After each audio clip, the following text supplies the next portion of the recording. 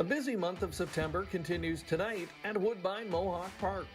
Headlined by the $500,000 William Wellwood Memorial Trot for rookie Colton Geldings. Veteran trainer Luke Blay has strength in numbers with a pair of starters in the field, including the undefeated Macho Martini, who comes into tonight's race a perfect 7 for 7. The Wellwood has added intrigue this year, with the winner automatically receiving a spot in the first ever Mohawk Million later this month. Sit back and enjoy. It's all coming up next on COSA-TV.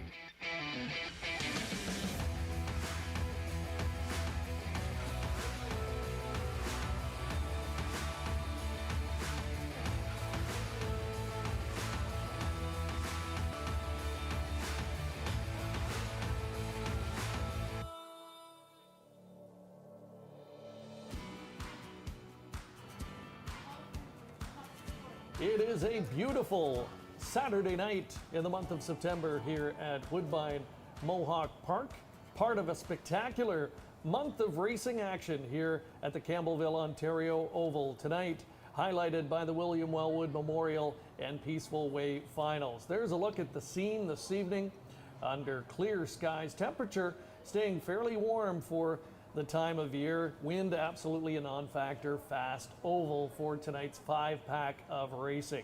Hi again, everybody, and welcome trackside. Greg Blanchard alongside Greg Gangle this evening. And Greg, a lot of added intrigue. A night like this would be big enough on its own with two lucrative finals like this, but an added element this year with the winner of the Wellwood getting that automatic spot for the first ever Mohawk Million. A lot of buzz, and it starts tonight because 2 weeks from tonight is that $1 million price tag.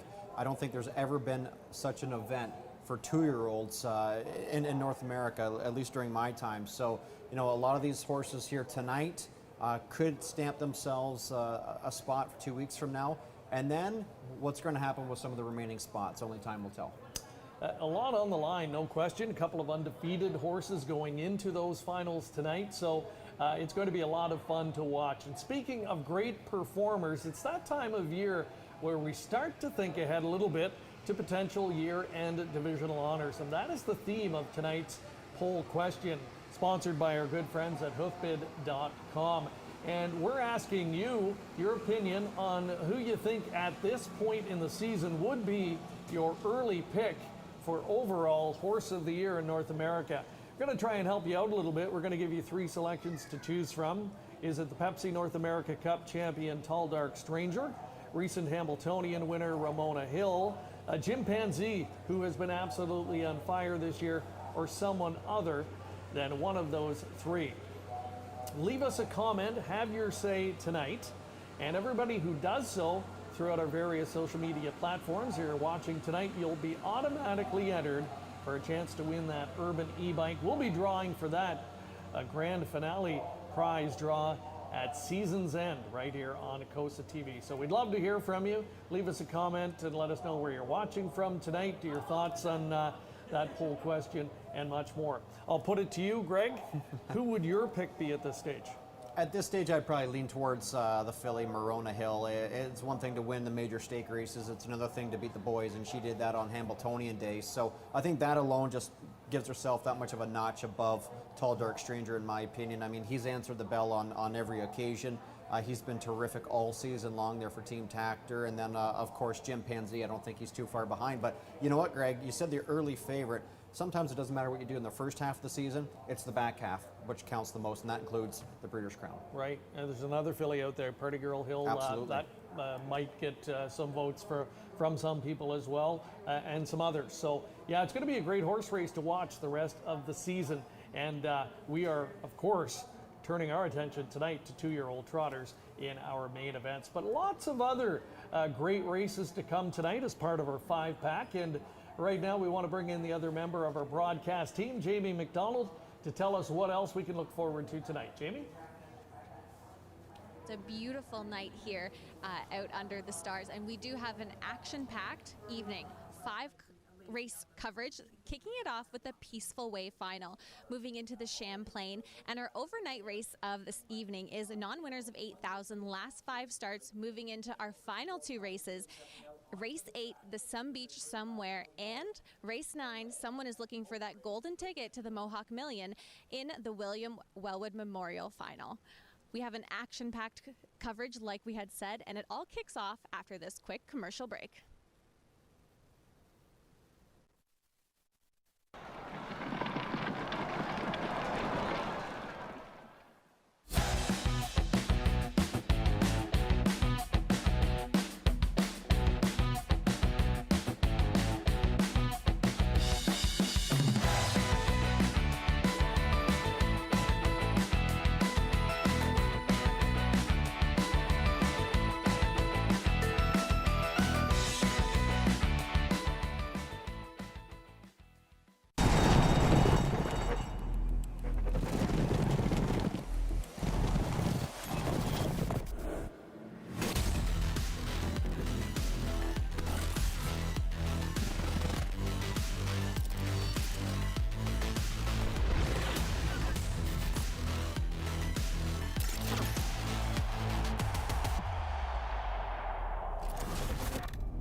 Dark Horse. Download the app today. Welcome back. There's a look from beautiful Woodbine Mohawk Park in Campbellville, Ontario. As you can see, a gorgeous night for racing, and we've got some high-powered horse flesh on display here this evening. First of our main events coming up, it's the Peaceful Way Final, $335,000. And Greg, a couple of stallions have their presence all over this field. Yeah, absolutely. Of course, anytime you see a major stake race, you're generally going to see some Muscle Hills in there. But Muscle Mass, the Ontario Sire Stakes sire for the last number of years, is having a terrific season. We're going to talk about him a little bit later in the show. And then, of course, Muscle Hill always has his presence felt. So you're getting a bit of a variety in this year's Peaceful Way. And again, can't wait to see how these fillies perform here shortly. Yeah, and let's talk Muscle Mass a little bit more in depth here, Greg, and especially here in the provincial program, he really has stood tall. Yeah, generally speaking, whenever you're talking about the Ontario Sire Stakes program on the trotting sire, that line, you're generally talking about the likes of Cadabra. But Muscle Mass this year, he's the leading trotting sire in the Ontario Sire Stakes program. Again, $1.4 million in progeny earnings, and he's going to send out Macho Martini, who's going to be a favorite in this year's event. But overall, Muscle Mass, you look at the numbers, statistics don't lie. $83,000 average earnings per offspring. So pretty incredible, Greg. All right, let's give you a look at the replays from last weekend, or a little over a week ago, and show you how these fillies all arrived here in tonight's lucrative final. Joy and Amazon Do It All yet to get involved. They come to 3/4, and it's Dicentra on a lead of a length. Lady Chaos second to the outside. I'm Extra Special back into third, moving off the rail fourth. Fox Valley lies at 3/4 in 1:26 3, and they come into the stretch, and they come into that pesky west wind now, and it is Dicentra clear by 2 lengths. Down the center second is I'm Extra Special. Lady Chaos starting to level off. The outside fourth is Fox Valley Liza. McClure won this one at the half, and it's all over. Dicentra steals this first Peaceful Way elimination. She won it by 3 lengths. Second was I'm Extra Special, finishing third Fox Valley Liza. Lady Chaos fourth, and it was tight for fifth in 1:55 4/5.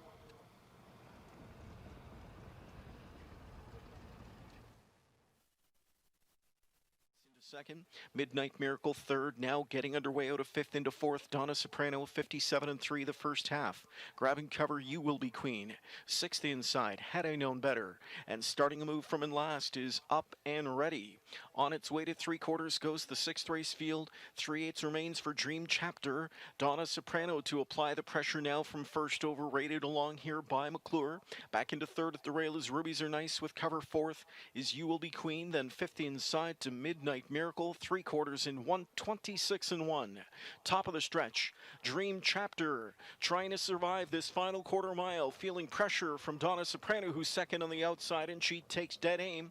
Donna Soprano on the outside, getting to Dream Chapter now. Dream Chapter trying to find more. Donna Soprano's got a head up in front, and it's Donna Soprano to the lead in the final eighth. Dream Chapter fights on willingly at the rail, but it's Donna Soprano who ultimately gets the upper hand and wins again. Donna Soprano over Dream Chapter. Third best in the center, You Will Be Queen. Then So it was a stiff test for Donna Soprano last time out in the eliminations, but she passes it with flying colors.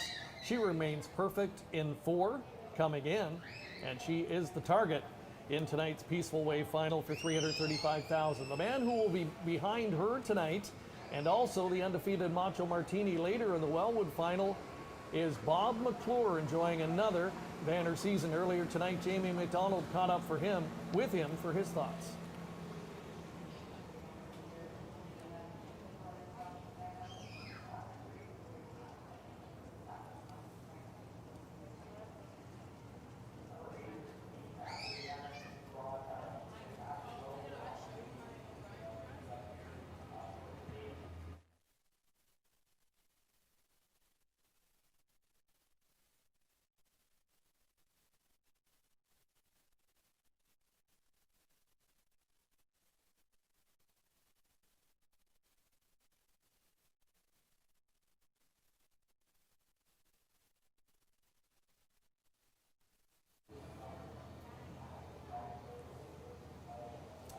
And we apologize, just a technical glitch, so we'll see if we can catch up with those comments a little bit later. But in the meantime, let's take a look at the field here.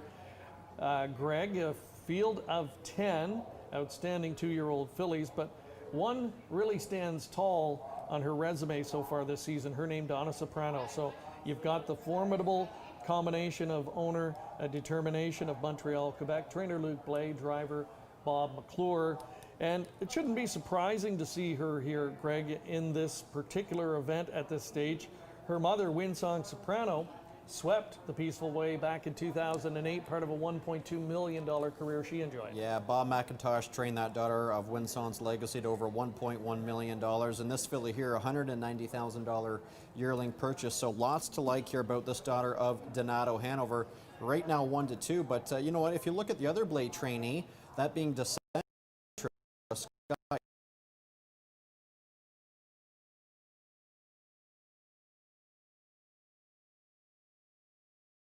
elimination winner in 155 and 4, a 4-time winner from 7 starts. So if you're not fussy on that being Donna Soprano at 1-2, you might want to think about the other Blais trainee, that being Dicentra. When you look at the history of this particular event, Jimmy Takter really owned it, for a number of years, in 3 consecutive years, 2016 through 18. He won it with Ariana G, the Great Manchego, and the Ice Duchess, by a filly named Dip Me Hanover. Linda Toscano, the trainer of that one, well represented here and looking for back-to-back titles with number 1 Lady Chaos. Yes, $125,000 yearling purchase. Really nothing not to like about this daughter of Cantab Hall, a 3-time winner from 5 starts. I thought she raced really good last week. That was her first start on Canadian soil, so sometimes those American horses, when they come up, they need that extra week. I wouldn't be surprised to see a better effort from her here tonight. And, we got to give a warm mention to conditioner Paul Walker. He's having an absolute banner year. He sends out I'm Extra Special, another daughter here of Muscle Mass, a $95,000 yearling purchase. Finished second last week in her elimination, but Paul himself is having a terrific 2020 campaign. And with Bob McClure sticking, and understandably so, with the undefeated horses in Donna Soprano and a Macho Martini later in the Wellwood, Scott Young picks up a couple of nice drives in the stablemates to those ones. He's got Dicentra here. And this filly's done nothing wrong this season, Greg. 4 for 7 coming in. Yeah, absolutely. And Blais also has a double entry there in race 9, that being the Wellwood. So Young picks up the second starter, I should say, on a streak. But 2 live catch drives for Scott Young. He races a lot of Luc Blais horses on the B tracks. So, I think it's a feather in Young's cap at this point in his career to get the vote of confidence from determination and conditioner Luc Blais.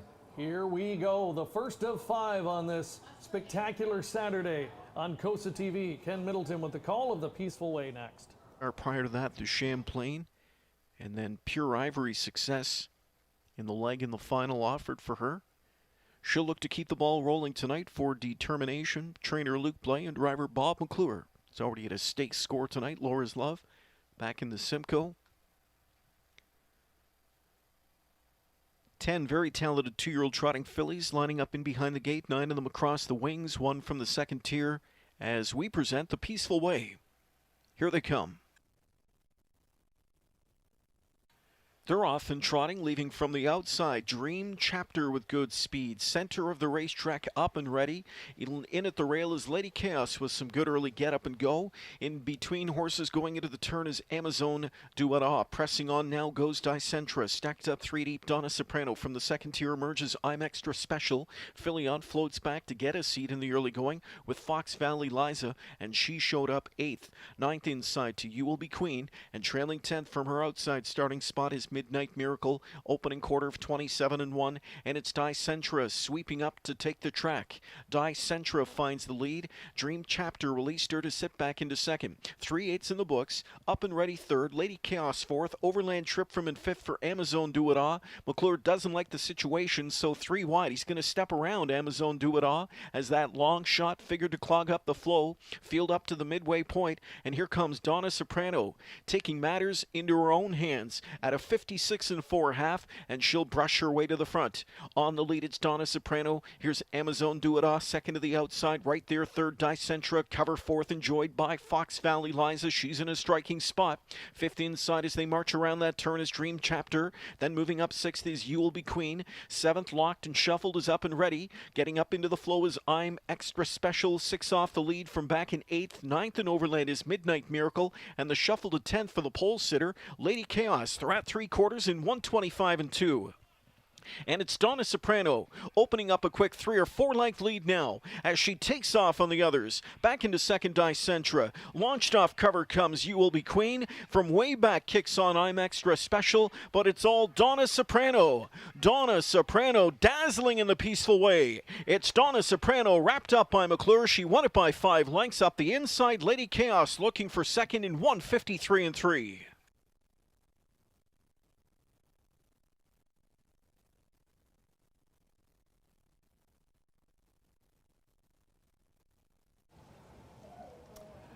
Donna Soprano remains perfect. She is now 5-4-5. Interesting strategy employed there, Greg. Bob did not like all the traffic he had in the first turn, so took care of business in the backstretch, and you rarely see that in a Grand Circuit event, a 2-year-old filly trotter make a 3-wide move that early. And I got to give Bob a lot of credit, because just the poise going down the backside. He knew that if he went down to the pylons, he probably was going to get locked in and maybe have to come right back out, who knows, but he kept his horse on the outside, kept him out of harm's way, and then made that backside brush. And you know what, Greg, I mean, it's easy to say now, but look at that margin of victory. She was simply the best. Yeah, she was, and that's a national seasons record, 153-3, pretty much on cruise control.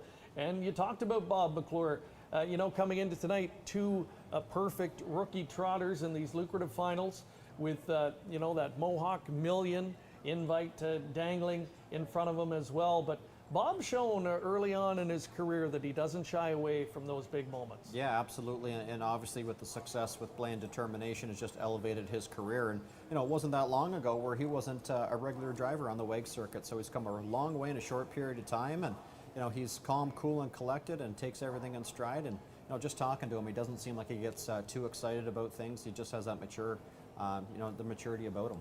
So Donna Soprano does what her mother did back in 2008, Windsong Soprano. She swept that year's edition. Both races that year were contested on sloppy ovals. That wasn't the case this year, as Donna Soprano steps to a new lifetime mark tonight of 153-3, and gives the impression there's more left there if she needs it. She certainly didn't need it tonight. That was a comfortable margin of victory. Lady Chaos on the inside appeared to get up for second. And if so, another good result for trainer Linda Toscano in 2 consecutive years. Yeah, absolutely. Whenever she brings her horses up to Canadian soil, they're generally ready to go. And, we talked about conditioner Paul Walker, just missed 3rd with I'm Extra Special, have to settle for 4th, but a game effort there from post 10. And Chris Christophorou getting on the board with the Dustin Jones trainee, the Royalty for Life filly, You Will Be Queen. That is a homebred for Jones & Company, so good to see them in the top 3 as well. Local horses really doing well this season in the Grand Circuit event. So there it is, Donna Soprano. She is your Peaceful Way champion for 2020. And the lion's share of that purse, a little over $170,000, bumps her closer to the $300,000 mark in earnings. Here's a question for you. Mohawk Million. I Is wouldn't it a rule it possibility? out. I wouldn't rule it out. Determination has one spot available that they prepaid for, and obviously the winner of the the Wellwood gets a free stamp in there as well. So Determination possibly with 2. Could you see a 2-year-old filly go against the boys? Well, off this effort, it's easy to say now. And let's not get too far ahead of ourselves, but look at how fillies have done in recent years, especially in the Hambletonian. Yeah. And you can't help but start to look out into the distance a little bit and think, could she put her name into the same category of the likes of a Ramona Hill or Atlanta, who've been able to do that in recent years. So, yeah, I mean, we don't want to get ahead of ourselves, but so far so good, and she certainly looks like something special. That's certainly incredible. And a mile like 53 and change here tonight. Cooler temperatures. We're in September in Canada, so low 20s, about 18 to 20, 21 degrees right now. So we're not dealing with the Lexington type weather, the New Jersey type weather. So, and just how comfortably she did it, Greg. Wouldn't really surprise me to see her come back next season, and even elevate her career and be a serious contender, at least in contention, to be talked about to go against the boys. A $2.70 winner, but with some long shots in there, you get a decent payout in the superfecta, a little over $130. Early pick 5 for 20 cents, a little under $130. So a popular winner to kick things off on our coverage tonight. We're going to head over trackside. Mark McKelvey, our colleague, he's working the simulcast tonight, and he has got the winning driver, Bob McClure. So we'll send it over there and wait to hear from them momentarily.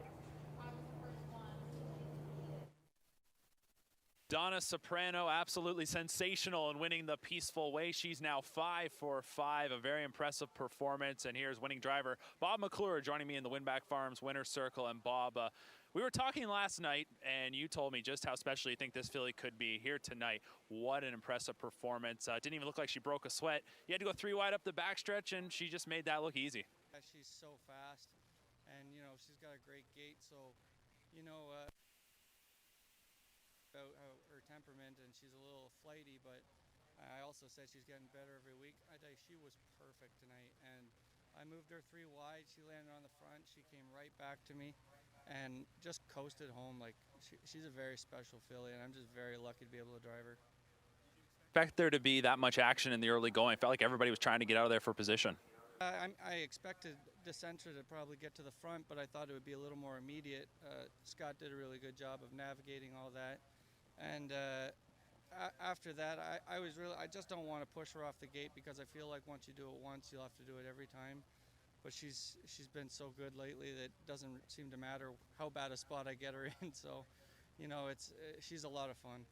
Obviously know what you got with her. You go to post position number 7. I got to ask, I don't remember the last time anybody took post 7 with an elimination winner. Clearly you had your plan and it worked out, but are we going to see this to become a trend?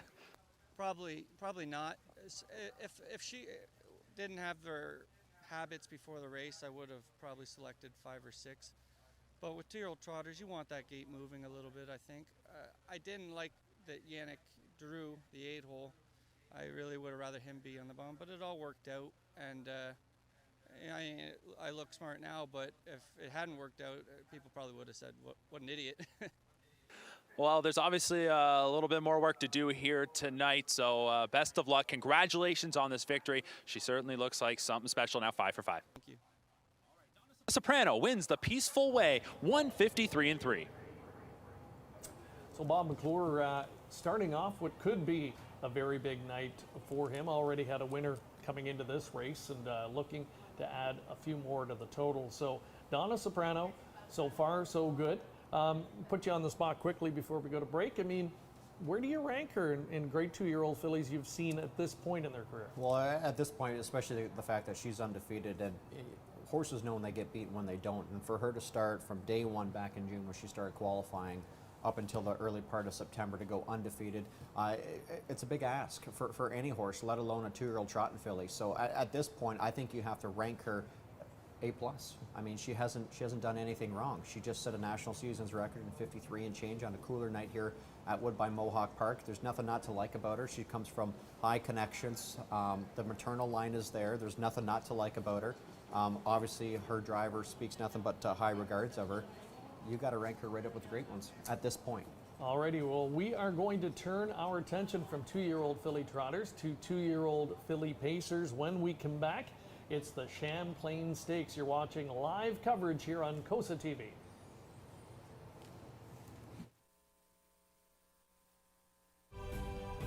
COSA, the Central Ontario Standardbred Association, proudly serving Ontario horse people Lady with Chaos integrity, was second. Fox accountability, Valley lies at 8th, collaborative, Amazon doing supportive, helping to ensure a vibrant harness racing industry. Lifetime membership is free and there are many benefits. Become a new member today. COSA, representing the interests of horse people racing at Ontario racetracks. To find out more, visit COSAonline.com.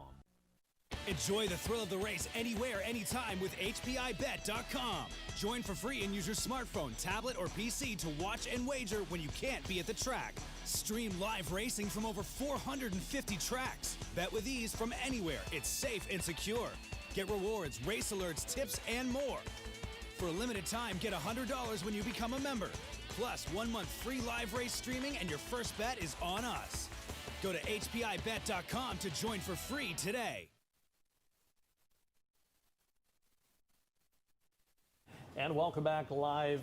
It is a spectacular month of September here at Woodbine Mohawk Park. Chock full of Grand Circuit Stakes action each and every weekend. And we want you to use the hashtag September to remember _COSA-TV whenever you're following along on social media throughout the month. And when you do so, you'll automatically be entered for a gift card draw, which will be coming up following our final show in September, on September 26th, Mohawk Million Night, right here at this venue.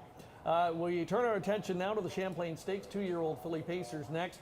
Driver Yannick Gingras, he's been here for a few weeks, Craig, and his trip north of the border this season has certainly been a profitable one. He, of course, is a Canadian native, but based in the United States now for the past number of years, and one of, if not the best, Grand Circuit drivers in all of North America. Without a question. I think if anybody's going to ask who is your go-to driver when the money is on the line, a lot of people are going to suggest Yannick Gingras. There's only one thing missing from the Green Hornets resume, and that is the Covenant Hambletonian. He's had a lot of chances. I think that is the one race that he is certainly aiming for, and to complete all the major stake victories during his career. But I'll tell you what, a lot of success for the New Jersey resident. And he has been here, as mentioned, for a number of weeks now, and away from his family. His family was here for a portion of the stay up until, I believe, the North America Cup. They've since gone back south, so he has remained and will be here for a few more nights. And as mentioned, he's done very well. One very memorable night he had was about a week and a half ago. Took a trip over to Grand River for some gold action, swept all 3 divisions that night. And one of the fillies he drove on that occasion was Scarlet Hanover, and he'll reunite with her next here in race number 6, post 3 for that one. Twin B Sunkissed is a filly that has done good things this year. A Sunshine Beach filly, just a one-time winner, but 3 on the board finishes. She showed immense talent. I think had a little bit of sickness that she's overcome, and now heading back in the right direction. And Francis Dumichel has one horse in his care, and it's a good one, and her name is Twin B Sunkissed, as mentioned. Earlier tonight, Jamie caught up with Francis for more thoughts on the filly. Francis Dumichel joins us now, racing in race 6 in the Champlain with Twin B Sunkissed. Now, what can you tell us about this filly, and how has she developed for you? I've always training down, I've always thought she was a nice filly, but we run into some bad luck after she qualified. And when you tell your owners you have a nice filly, it's nice to finally see her peak, and hopefully it's at the right time. Because she never did anything wrong training down, so I was pretty excited all along. Now, Yannick got her first win with her last start out at Grand River, and he said some great things about her. What does it mean to have a top driver in North America talk about your filly that way? Yeah, it's always nice to have top drivers driving your horses, but like I'm not taking anything away from all the drivers that drove her here. I think they all did a great job, and Bob qualified for me, and he always said she was a nice filly. Unfortunately, when you only have the one horse, you can't always get the top driver. They have to stick to the trainers that give them more horses to drive. So I was happy when Yannick was available to drive, but I'm glad James is back on her tonight. And James is back on her tonight. He's been on and off, obviously, with his injury as well.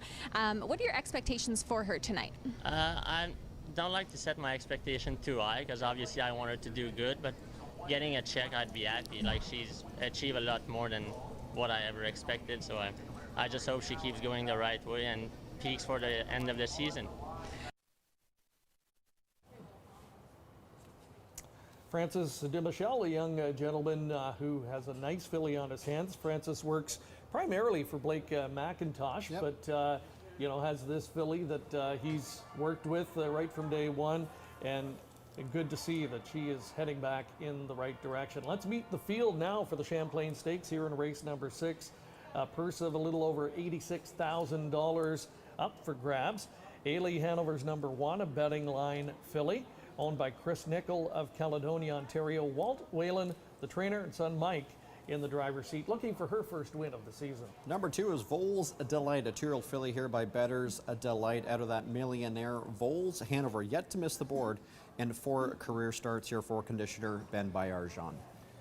And there is Scarlett Hanover, a Bettor's Delight filly who has been a force in Ontario this season. She's a 3-time winner, including last time at Grand River where she romped in her first start with Yannick Gingras driving. He's back on board tonight for the trainer Ashley Hensley. Spellcheck Hanover, Andrew McCarthy in the bike for conditioner Greg McNair. This was a $50,000 yearling purchase for this daughter of Captain Treacherous. She's been knocking on the door as of late. We'll see if tonight is the night. She is 6-1.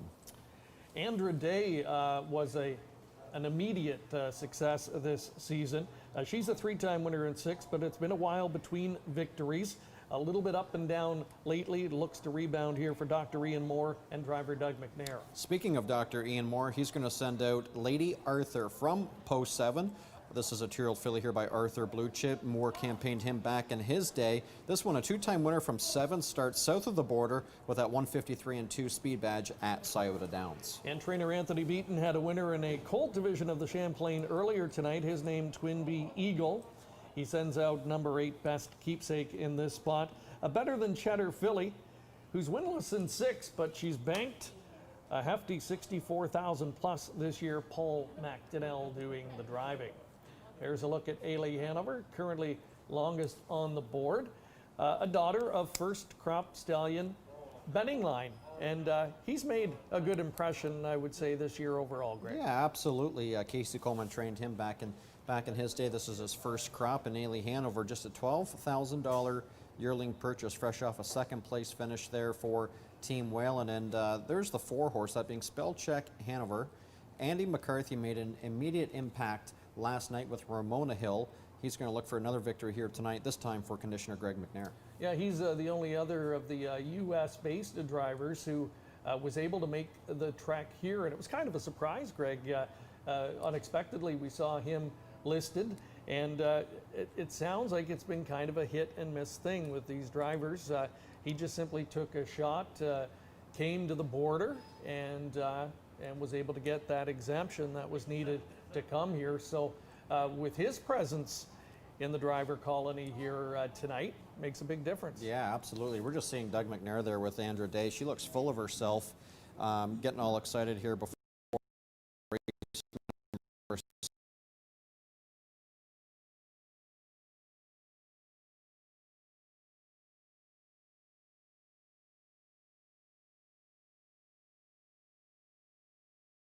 If that's a good thing, a bad thing, but right now at 6-1, given the fact that she was sent off as the favorite in her division of the Eternal Cam Nation, you might want to look at 6-1 on Andra Day. Conversely, love the body language from number 2, Voles Delight. I mean, looks good, the bits in her mouth, and a bow in her neck, but you know, still relaxed at the same time and quite manageable out on the racetrack. I love seeing these matings of champions that we've watched race for a long time, like Vols Hanover, the dam of Vols Delight, mated with Better's Delight, and it produces this filly who looks like she's certainly just improving with each and every start, and is going to be a formidable player in certainly the Ontario ranks here for the rest of the season. And we talked about it, Greg. It's not so much what you do in the beginning of the year, but the back half of the year. Back in the months of June, even July, you never heard of Vols Delight. She didn't showcase until July the 31st was her first qualifier, and that was a 2-2 effort, and now she's down to 154 and change. So she's come a long way in a short period of time. And again, you know, the months of June and July, sometimes these young horses, they just need a little bit more time. Kudos to Bayerjan for waiting on Vols Delight, and right now it's paying dividends.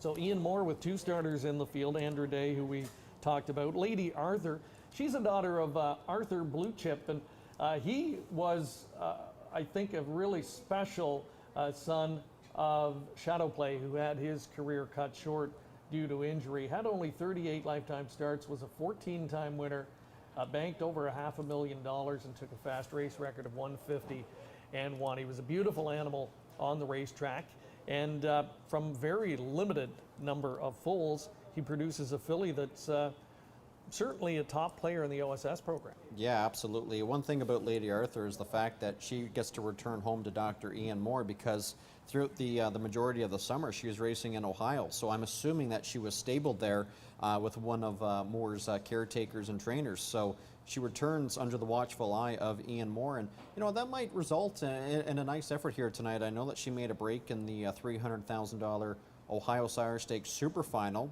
You know, she's made a couple breaks in her career, but I just love the fact that Bob McClure is aboard, and at 11-1 might be worth a shot. Yeah, and a good catch there. I misspoke.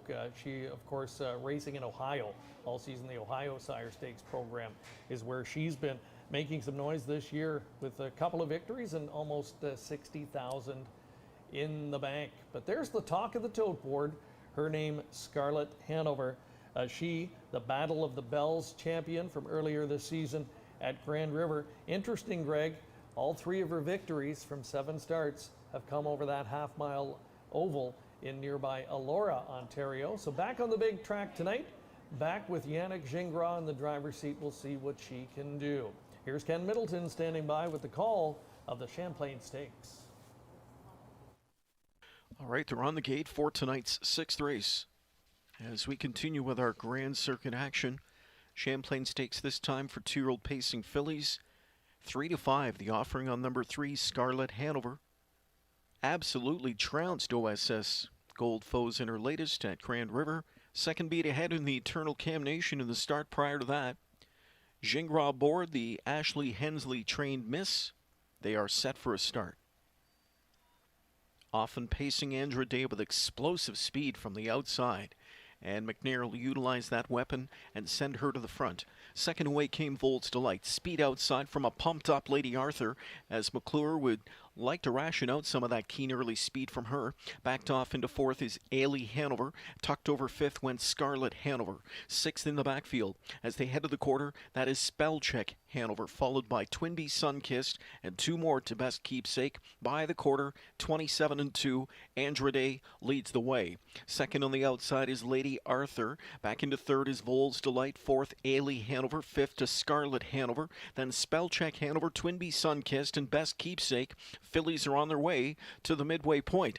And the Moore-trained fillies 1-2 as Lady Arthur steamrolls by stablemate Andrade and opens up by 3 lengths. She's still out in the center of the racetrack, though, going to the midway point. Lady Arthur takes them to the half in 56 seconds flat.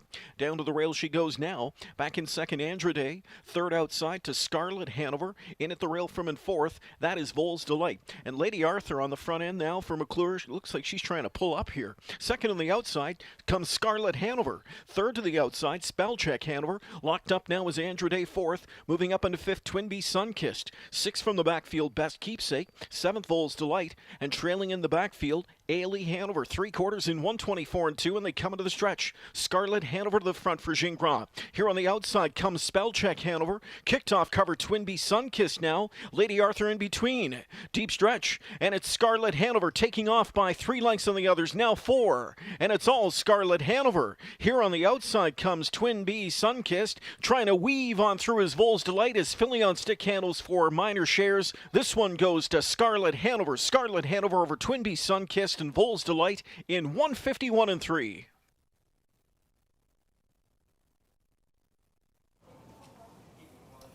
Well, if there was any question on whether this filly could step up and win on the bigger oval, she answered that in spades tonight. 151-3. A jog burger, Greg. She made it look easy. Yeah, she certainly did. A great steer here by Yannick Gingras, electing to kind of race her from off the pace here tonight. And, you know, she stepped up on the big track when it counted the most. Got to give a shout out to Twinbee Sunkissed. Continues to offer a nice price. Gets up for second here. We spoke with conditioner Francis Dumichel earlier on the show. James McDonald has a thing with coming through with these long shots and a game second place effort for that daughter of Sunshine Beach. So there's a look at the final stages again. And this filly on cruise control, nice and strong through the wire. And boy, what a back half of the season she could enjoy. Pretty the Champlain incredible. Stakes going to Scarlett Hanover. We'll take another commercial break and we'll be back to Top hear from 4 on the winning board for connections tonight. coming up next.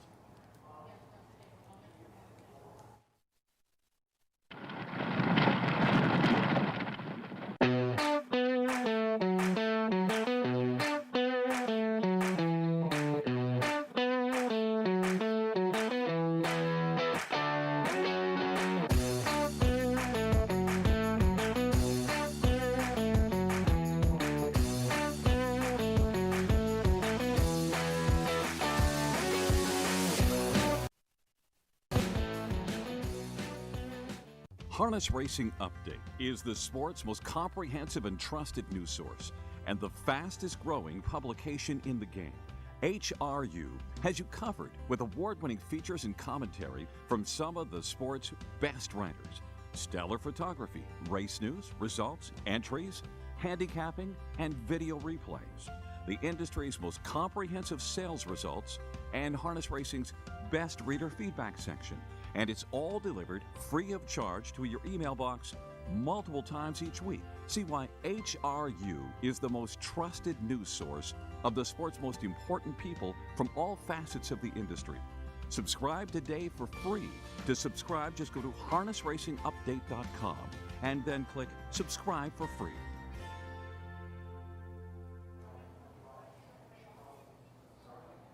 Welcome back, and there's a look at the winner of Champlain Stakes Division this evening at Woodbine Mohawk Park. Her name is Scarlett Hanover. Ed and Ashley Hensley take care of the filly here in Canada. This one co-owned by Burke Racing Stable, Frank Baldacchino, Jan Silva Purnell, and Weaver Buscemi LLC. Again, Yannick Gingras now perfect in 2 starts with the filly, a winner at Grand River in a gold division there, and scores in this Grand Circuit contest in 151-3. $45,000 Harrisburg yearling purchase, and now over $200,000 in earnings. So she is certainly going to be, I think, a dominant force as you look ahead to the rest of the OSS season. Yeah, absolutely. And, you know, just the versatility of her. Yannick could do anything he wanted to when the gates folded, and, you know, she kind of raced him off the pace here tonight, offering a short price, $3.10. Twinbee Sunkissed, Vols Delight, and then Spellcheck Hanover rounding out the top 4, Greg. All right, I believe Mark McKelvey is standing by with the winning connections, or perhaps Monique Vig, I believe, has the winning connections. We'll head over trackside now.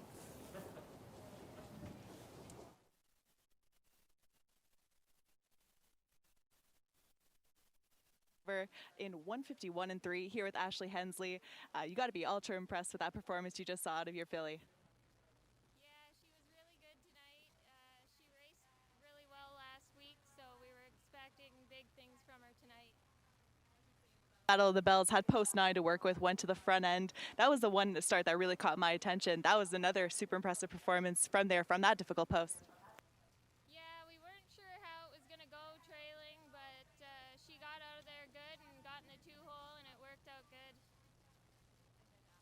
Yannick Gingras on board, certainly a great driver addition and driver change for you guys. Is that who you figured you would have on to drive this one? I know he's driven her twice before. Yeah, well, he does all the driving for the Burke stable, so that's why we put him down, and we really appreciate having these babies for the Burkes.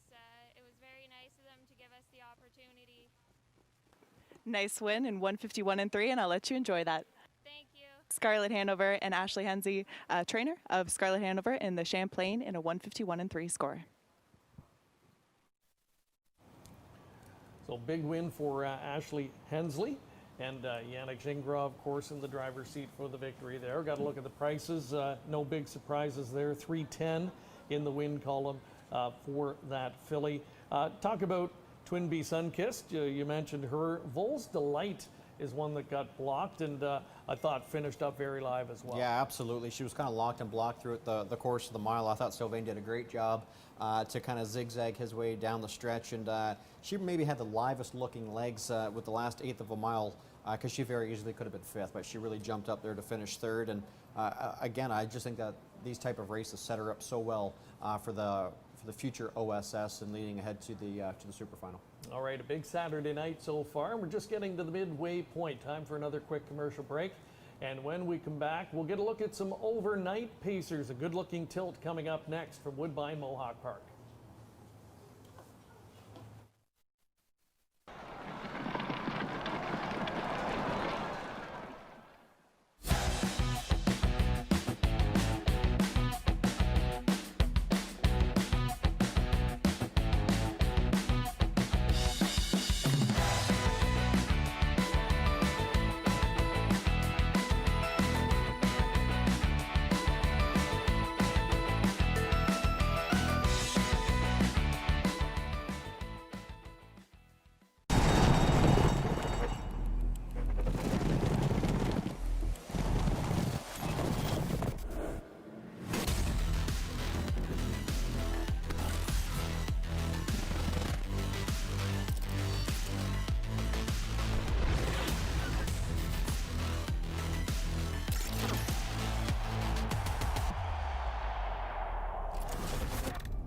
Dark Horse. Download the app today.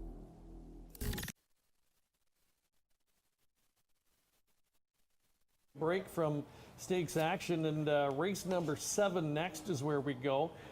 Mid-level condition pacers, and Greg, you know, we get caught up sometimes in looking at the future stars of the sport, but these old hard-hitting type horses that we see week in and week out, the real professionals, they're fun to watch as well, and they make for great betting races. Yeah, absolutely. These are the horses where you would call the heart and soul and the backbone of the overnight component on the WEG circuit.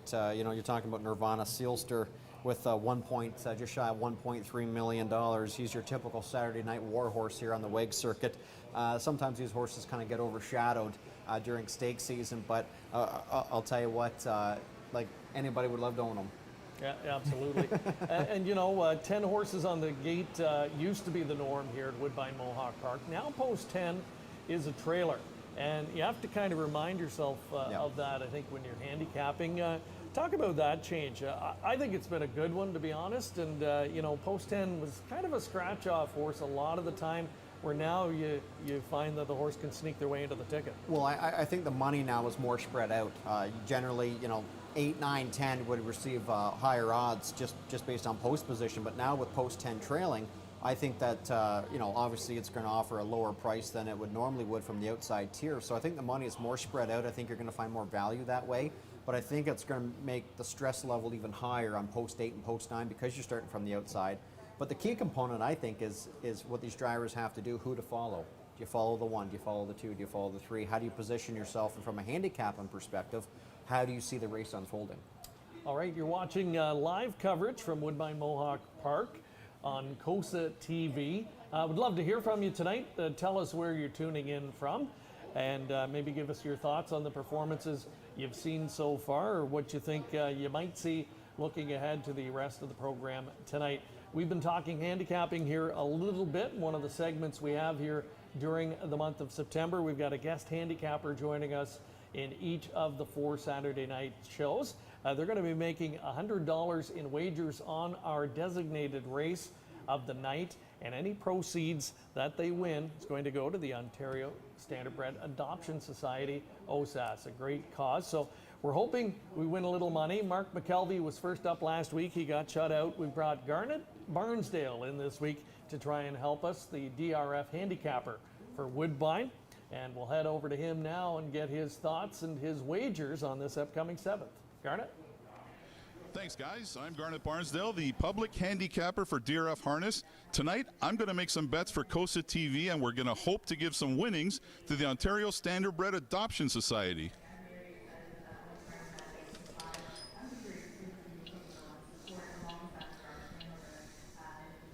So we're betting race 7 at Mohawk Park, starting out with a trifecta box, a $1 box of 1, 2, 4, 7 box.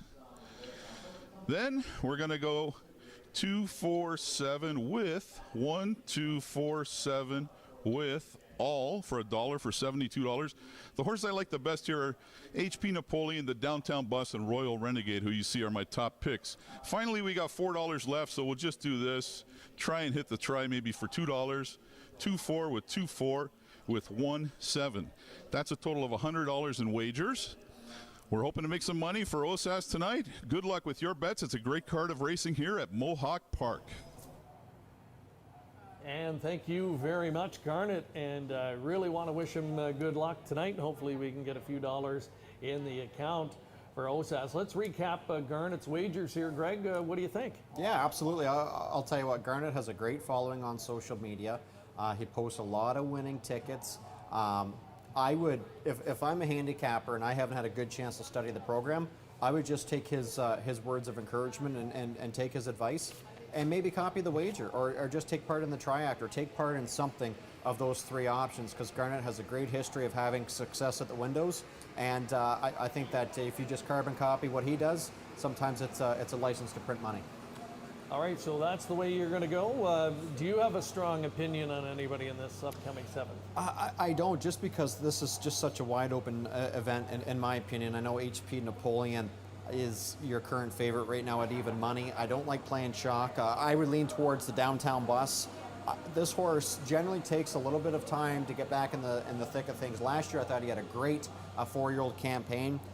Last week I thought he raced really good. I think he can step up even more here tonight. He remains at the same level. He was second last week, right now 5-1. I would lean on him in terms of value. Yeah, a lot of horses in here that are very competitive, but they're shy in the win column, especially of late. Horses like Captain Trevor, I won't do that again. You've got the classy veteran Nirvana Sealster toward the outside of the gate, of course, known over the course of his career for that tremendous gate speed, but hasn't been the Nirvana Sealster of old. Because of that, you're getting 15-1. I will say, I think even money on anything in here is a bit of an overbet. I think this race is too competitive and too wide open to put that much emphasis on one particular horse in the field. Yeah, absolutely. Even your current favorite, that being HP Napoleon, just a 2-time winner from 19 starts this season. So that just goes to show how wide open this event really is. Even a horse like Royal Renegade, look at his effort there last week, 51 and change. He finished third, only defeated 1 length. Look at the price on him right now at 6-1. This race is just about as wide open as it gets. I think this is an opportunity to cash a big ticket, and I wouldn't be surprised to see a high try or a high superfecta. And we will see. It's been a pretty chalky night so far this evening, and you'll get that on nights like tonight where you've got these lucrative stake races and you get 1 or 2 standout horses. And tonight, so far, most of them have been delivering as expected. Here, though, we've got a field of older, hard-hitting, conditioned types going to the post in a full field of 10 here in race number 7. So Garnet Barnsdale, our guest handicapper, gave us his tickets earlier, and we'll see how he does. Time to meet the field, though, for the upcoming 7th. Here's Born of Fire, the Carmen-Osiello barn, one of the top local stables, and they've been on a real good roll of late. Jonathan Drury, the regular pilot on board this guy. Just 1 for 25, though, this year coming in. HP Napoleon, your current 6-5 choice. Significant class relief here tonight. He is going to be looking for career win number 9 for Sylvain Filion and Ben Bayerjean. Chantel Mitchell trains. Phil Hudon driving number 3, Point to My Grandson. He was a sub 150 winner here last season.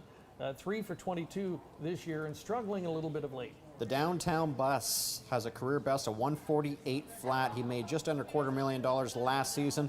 Looking to get off the schneid here in 2020. He's my value play right now at 5-1. Captain Trevor the 5, he's had a solid career, a 149 winner back as a 3-year-old, 230,000 banked. Rob Shepard, who's been making some headway on the circuit recently, teams up with trainer Tony Alanya. I won't do that again. Leaves from post 6. Louis Watt in the bike 4. Richard Moreau looking for a career win, number 40, offering a nice price right now at 16-1. Just had a look at Royal Renegade a moment ago. Travis Cullen, Jody Cullen team up there. Yannick Gingras on the 8 Regal Sun, and there is the veteran we talked about earlier. Yeah, absolutely. And Nirvana Sealster, $1.2 million in career earnings. Certainly cannot be overlooked despite starting from that outside post, Greg. And 10 is Priceless Beach, and again, that is a 2nd-tier starting spot. Now, Randy Waples will pick up the drive for trainer Bob Young.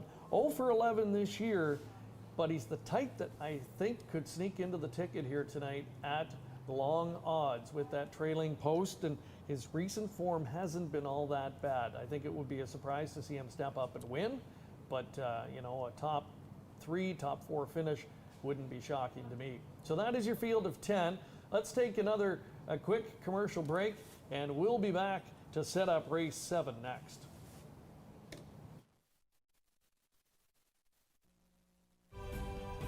COSA, the Central Ontario Standardbred Association, proudly serving Ontario horse people with integrity and accountability. Collaborative, supportive, helping to ensure a vibrant harness racing industry. Lifetime membership is free and there are many benefits. Become a new member today. COSA, representing the interests of horse people racing at Ontario racetracks. To find out more, visit COSAonline.com.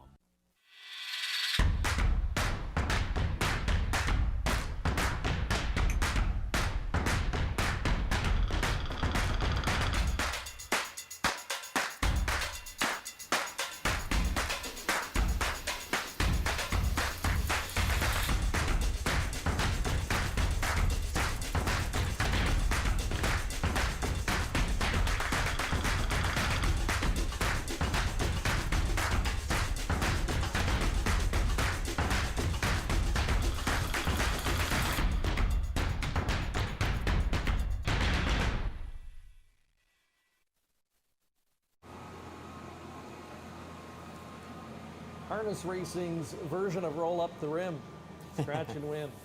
freescratch.ca, free chance to play along each and every day. Again, we welcome you tuning in tonight to Woodbine Mohawk Park. And as you can see, this is a beautiful night. We've had some changes in the weather, let's say in the last week or so, Greg. Really starting to feel like fall. It's been cooling off, a lot of rain, but today, you couldn't ask for a better day, and it's carried over into tonight. Absolutely. Generally, in the summer months, it's hot and it's humid. Right now, in the last couple of weeks, Greg, there hasn't been, very little humidity in the air, and I think that some of these horses certainly appreciate that. Sometimes they deal with allergies and things like that throughout the summer months, but I'd be hard-pressed to find anybody that doesn't like the month of September here in Canada. And, taking a closer look at this field, HP Napoleon, 2 and 3 starts ago, paced in sub 150. Other than that, everybody else has been right around the 150 to the 151 range. So that's probably why he's taking a lot of support, and obviously with that class relief. But what scares me a little bit is he's just a 2-time winner from 19 starts. So might want to shop elsewhere. Yeah, and that's what happens, right? Horses of that caliber, they're capable of following along and picking up a good piece and pacing a good individual time. But then when they get in a spot like this, they're favorite and they're handled more aggressively, and sometimes they're not quite up to it. So I'm not really sure what to expect from HP Napoleon, and it's 6-5, now 4-5.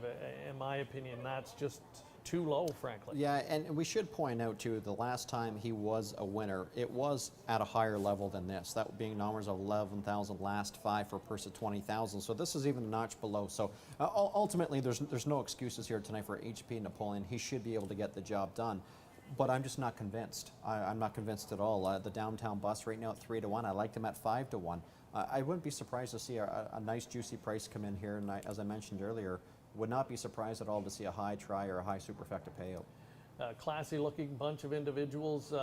These guys are all old pros, and there they are assembling in the backstretch, getting ready to go for what is a contentious 10-horse field here in race number 7. Although the betting public thinks it's pretty clear cut right now on the number 2. I've gone to the 4. The Downtown Bus is my top selection. He's struggling a little bit this season, there's no question. They've got to be disappointed after last year's campaign. He took a fast 148 record, banked well over 200,000, and this year 0 for 6 this season, but was sharp on the end of that last mile. Let's see if he can get some momentum off of that race and carry it over into tonight. Starting gate rolling for the 7th. Once again, here's Kenny with the description.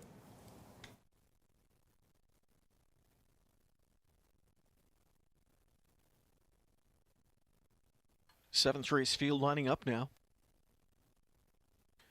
Full group of 10 to wrap up the early pick 4. Even money on 2 HP Napoleon, shooting for his 3rd win of the year. He gets class relief. Good inside post to work from. Filly on aboard, the Bayarchon trainee. The gate swings into the stretch, the 7th race. Ready for liftoff. Often pacing and a good start in the center. The Downtown Bus leaving out. So too is I Won't Do That Again. HP Napoleon up into the top 3. From the outside, floating 4th is Captain Trevor. From the second tier, Priceless Beach. He emerged 5th. 6th outside of him is Point to My Grandson. Then it's Born of Fire, followed by Royal Renegade. Final 2 in the field, they are Regal Sun and Nirvana Sealster. Traveling over to the quarter, we've got a pocket pop as the Downtown Bus loops I Won't Do That Again. Opening quarter in 27 flat. And there is the Downtown Bus scrambling his way to the front. Back into second, I Won't Do That Again. Now third is on the move from third to second. To first goes HP Napoleon, and it's pedal to the metal time in the second quarter for HP Napoleon, who looks to clear. Back into second again is the Downtown Bus. I Won't Do That Again is third. Priceless Beach fourth. Gearing up fifth outside comes Born of Fire. Trapped in from in sixth there. There tracks along Captain Trevor's. They race in tight quarters there in mid-pack. Underway, Royal Renegade on cover. So is Regal Sun, then Nirvana Sealster, and trailer Point to My Grandson. Half in 56-1. It's not a stressful clip by any means. They go into the final 3/8 of the mile, and it's HP Napoleon leading it by just over a length. Born of Fire, pressure outside into second. Back in third, the Downtown Bus. Cover for Royal Renegade fourth. Trapped in fifth is I Won't Do That Again. Sixth outside to Priceless Beach. Here they go to three quarters, and it's HP Napoleon still on that lead in 1:23-4. Pressure came from Born of Fire. Gapping a pocket is the Downtown Bus. Rolled off cover comes Royal Renegade. I Won't Do That Again is squirting through with late speed. Here to the outside comes Priceless Beach. But this guy is long gone. HP Napoleon, he's wrapped up by Filion for the final 16th of this one. HP Napoleon drops and pops. Second best, I Won't Do That Again. It was tight for show between Royal Renegade and Born of Fire.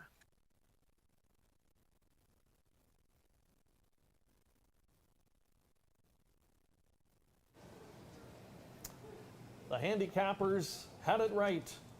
HP Napoleon in a league of his own tonight, and you could tell, Greg, by the body language of Sylvain Filion, and especially getting a 56 1/2 for horses of this caliber. Yep. That's almost walking speed. Yeah, the race was gift wrapped at the half. 56-1 for, as you mentioned, for this group. You know, generally you're seeing 55-1, 54-4, quicker fractions. So, and even having a horse come first up relatively soft, like Louis Waugh did, or excuse me, Jonathan Drury did with Born on Fire, really allowed Sylvain to dictate the pace and really put the race and matters into his own hands. And right now 4 to 5 was the price. But I'll tell you what, a couple price options underneath of them. I Won't Do That Again was second at 15-1, and Born of Fire, JD hanging on for third at 40-1. So we talked about maybe a nice payout there for the triactor, superfecta. I still think we're going to get it, but you know, there was no anxious moments. And a disturbing effort again for the Downtown Bus. You know, top 4 on the board for race ultimately, and really backed away at the end. So something just amiss with him this season. That's got to be disappointing, and back to the drawing board with him. But HP Napoleon, now his 3rd win of the season. Son of Big Jim, a 4-year-old who really blossoming into a nice older campaigner. That victory now puts him close to the $150,000 mark. And another one from the powerful Ben Bayerjean stable. One of the, I'm not going to say underrated, but maybe that stable just doesn't get the accolades of some others. But year in, year out, he's right up at the top of the Canadian standings. And generally speaking, when you're talking about Ben Bayerjean, you are talking trotters, predominantly trotters. But people fail to realize that he's a great campaigner for pacers as well. We're talking about Vols Delight and Vols Hanover and Racy Gal Hanover. You know, the list goes on the pacing side as well. But Ben is a master of both gates, and it's displayed right here. And you know, this one being a son of Big Jim, Greg. And you know, we talked about the Ontario Sire Stakes program. We often talk about, you know, the Muscle Masses and the Cadabras and the Better's Delights, but the Big Jims, they show up year in and year out. Bodicea comes to mind in recent years. Magnum J, you know, he's just a grinding horse in the provincial program. And, you know, Big Jim, he just doesn't get the accolades and maybe the attention he deserves sometimes. Sylvain Filion, his second winner of the night, scored in a Champlain Stakes division earlier on the program with the sports rider called Twin B Eagle, and clicks here with HP Napoleon. So it's been a good night for the favorites so far, and that trend continues. $3.90 the win ticket return. Exactor pays $28.80. 20 super, a little over $130. And that's one of the lowest pick four tickets I can remember here in quite some time. A 20-cent return doesn't even get you $3 back. So that tells you favorites have been carrying the day so far. We will see if that trend continues. We've got two more left to go on this Saturday night from Woodbine Mohawk Park. When we come back, we'll talk 3-year-old pacers in the Some Beach Somewhere Stakes.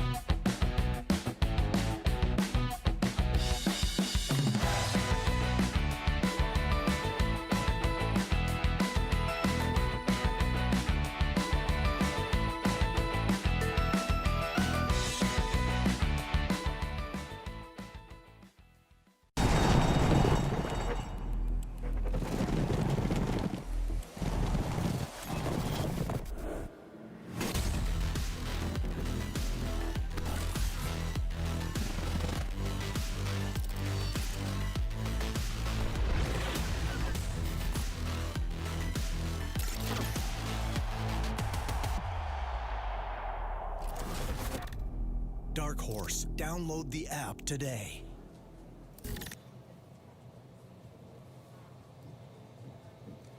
Welcome back to COSA-TV's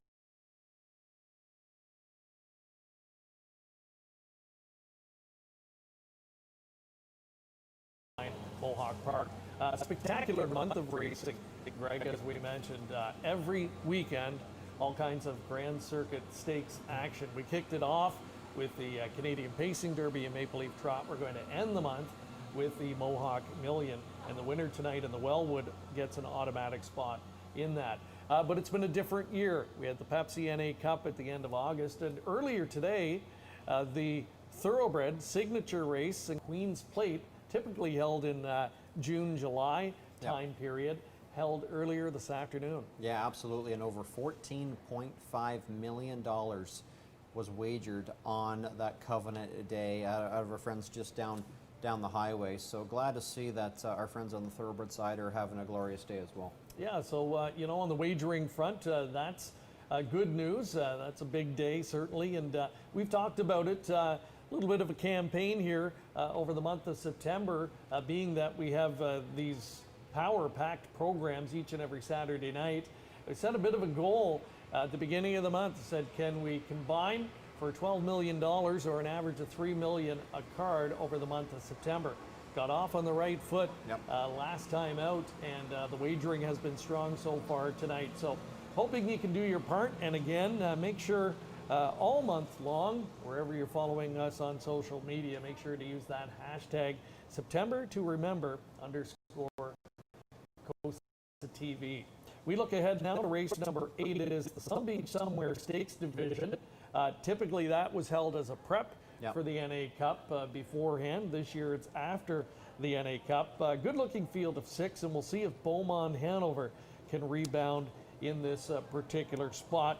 He was sick apparently in the NA Cup. He finished 6th. He raced well, came back. He was 2nd last time to Warrawee Vital, a horse trained by Rob Fellows. And speaking of Rob, he's got a starter tonight in the Wellwood, a long shot, Logan Park. We went to the stable of Rob Fellows and found out more about this colt and his chances to see if he can pull off a potential upset tonight.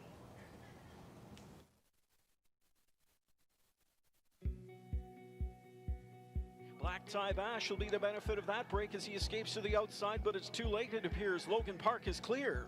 Logan Park for one, top by 2 lengths in deep stretch, and it will be Logan Park with a 7-1 upset. Hi, I'm Rob Fellows from Ontario here, and I'm training Logan Park for the William Wellwood Memorial Final tonight at Mohawk. Okay, last year when we looked at the sale, I was having actually good luck with another Archangel colt, all wrapped up last year, so we were looking for another one, and he was our pick of the sale, and you know we had to pay good to get him, but everything, he checked all the boxes, size, conformation, pedigree was okay, and you know he looked a lot like the other horse I was having good luck with at the time. He was full of himself till we castrated him, and after that he's just he's very nice, he's quiet. He's been just a pleasure. I mean, he trained down good. You never know how good they're going to be when they start training, but he had good manners and did everything right. He really did nothing wrong all winter, really. It is on a streak, then Logan Park in 3rd. Deep stretch lead for Southwind Tyrion, closing up. Oh, he'll need a lot of luck in there. Those horses are good horses. Last couple weeks he's been fighting health issues, like just, you know, time of the year he's got a little bit of a cold, and you know, I think we've done some work to try to clean it up, but everything would have to be 100% perfect for him just to be able to, you know, keep up and not embarrass himself in that deep field. Oh, anytime you can be in the race, local is super. I was lucky when I was a lot younger. I worked for Norm McKnight Jr., and we trained a lot of horses for Bill Wellwood, so I knew him. He was a good man, so he did a lot for our industry, and to win a race that was named after a person that you knew, I think that's very special. Wow, to race in $1 million race, I believe it's even $1 million US, so to race in that in our own backyard would be tremendous. If you ever were just competitive, and the inaugural one, I mean, people may remember who wins it forever. It'd be pretty special. My farm here, we're just about 9 kilometers away from Mohawk, so it would be very special because it's interesting. It's a very interesting concept. I hope they get 10 good horses. We'll see. Definitely whoever wins the Wellwood will be the now horse that's going into it for sure.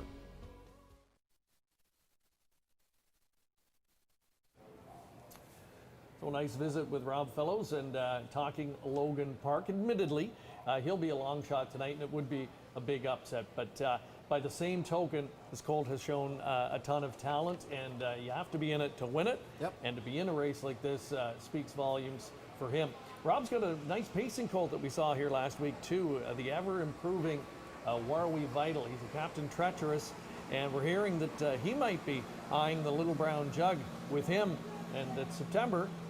You got to be thinking Little Brown Jug, right? Yeah, absolutely. And Warrawee U Butte, the half-sister, I believe, captured the Jugette just a few years ago there for Team Burke. So maybe success on Jug Day, and Jugette Day runs in the family. And a great maternal line there for Warrawee Vital. And he's going to be on display later tonight, if I'm not mistaken, in race number 11. That is correct, in the division there, or excuse me.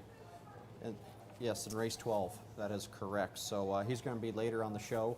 For our simulcast friends as well. But Logan Park, anything can happen, especially with trotters. Yeah, and apparently Warrawee Vital, a good performance tonight, will stamp his trip to Delaware, Ohio. And yeah, we're a little bit upset. We're not going to get to go this year in person, just the circumstances that we're dealing with this year. So the Jug, that's going to be different for sure this year. Limited capacity spectators, and we're used to the big crowds down there. But nonetheless, you know, we'll be watching via simulcast and tuning in there, and hoping that we get to see some good Canadian content representing us, and that could be a colt that we get to see. But we've got another group of 3-year-old colts that we're going to focus on next here in race number 8. There's Captain Midnight.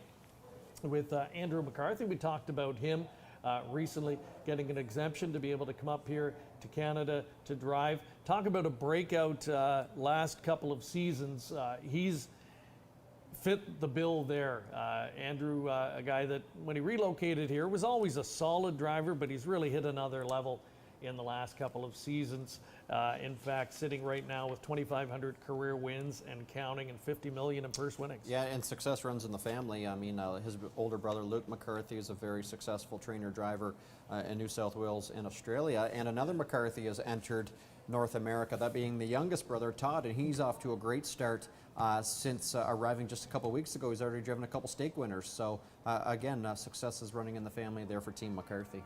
There's the Greek Freak, the last one that we had a look at, and we'll see him on post parade in a moment. So let's see if trainer Ben Bayerjan and Sylvain Filion can come right back. They've got rhythm and motion. He's also a son of Big Jim, and I thought a real good bounce back effort for him last time. Third and closing hard last week against Tattoo Artist, who was the runner-up in the North America Cup. There is Captain Midnight, a sub 150 winner with over $500,000 in the bank. I think that this horse is starting to get good, and I would not be surprised to see him in the winner's circle here tonight, currently 7-5. Mayhem Hanover, son of sports writer.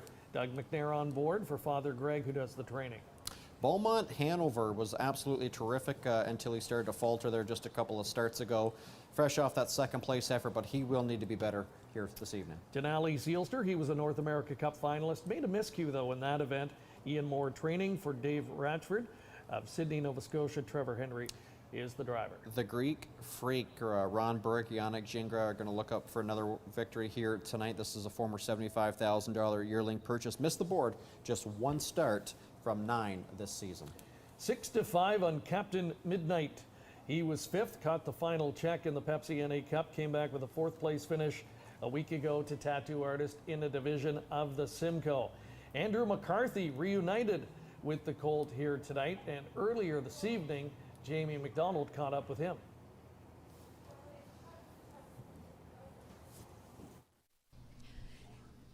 Driver Andy McCarthy joins us now in two of our races here for COSA-TV. Race 8 and 9 is our coverage with you. So let's get to it in Captain Midnight. You've driven this colt the past 2 years. What can you tell us about him? He's a super talented colt. It's unfortunate you run into horses like Tall Dark Stranger, and obviously Pappy Rob's going to miss now, but you know, he's very talented, and you know, it doesn't look like an easy race, but I've got a lot of faith in this colt, and I think he'll be good tonight. And how has he improved or developed into his 3-year-old campaign? You know, he probably didn't start the year off terrific, but then his first start at the Meadowlands was really good. I think he shot home like 25-4 or something like that, and you know, he raced great, and then he'd been good since then. I think he's a bigger track horse. You know, he ended up going out to the Adios, and didn't really like that track out there. But I think he's a big track horse, so I think this track will help him. And you know, he's progressed nicely through the year. With the shorter field with just 6 horses, how does that change up the race compared to a 10-horse field? Well, you just got to be, you know, drive the speed of the race. Really, it doesn't. You know, change my tactics too much. I always try to work around the speed of the race, and whether there's 6 in there or 10, and put myself in a spot where I think I've got a good chance. But yeah, it's you know, sometimes you worry with the short fields that they're going to go slow, but that's not always the case. Moving on to race 9, the William Wellwood Memorial Final. You have post 1 with Locatelli. You haven't driven this colt, but what's important to you when first time on a horse to figure out what he's all about? You know, get him out there and you know, just try and keep him pretty quiet. You know, I just got a text from Nancy and said, you know, he got a little revved up last week, so you know, it's nice to know that kind of thing. But just try and keep him pretty quiet with the rail. It looks like he's in a good spot. You know, we can just push off a little bit and stay close and keep him relaxed. I think he should have good punch in the stretch. And with a win in this race, it guarantees a spot in the Mohawk Million. Is there any added pressure with this? Oh, not for me. No, I try not to think about anything like that. You know, just out there driving horses, doing my job. You know what I mean? It doesn't really matter what the purse is, or if you're getting an invite into a $1 million race. I just got a job to do and try and get it done. Now, you did make the move up here, north of the border for these horses. What was that final decision to make you come over? Ramona Hill. She holds a very special place in my heart, and you know, I just got so much admiration for the filly. You know, when they decided that they were going to send her up for these 2 races, you know, I said I'll do what I can to come. And will you be staying up here? If so, for how long? I'll be here until next weekend, and then I've got to shoot down to Lexington for sire stakes down there. That'll be I think the 20th and 21st, and then possibly come back up for the Milton and Metro Mohawk Million and whatnot if I have drives. Well, thanks for joining us here tonight, and good luck. Thank you.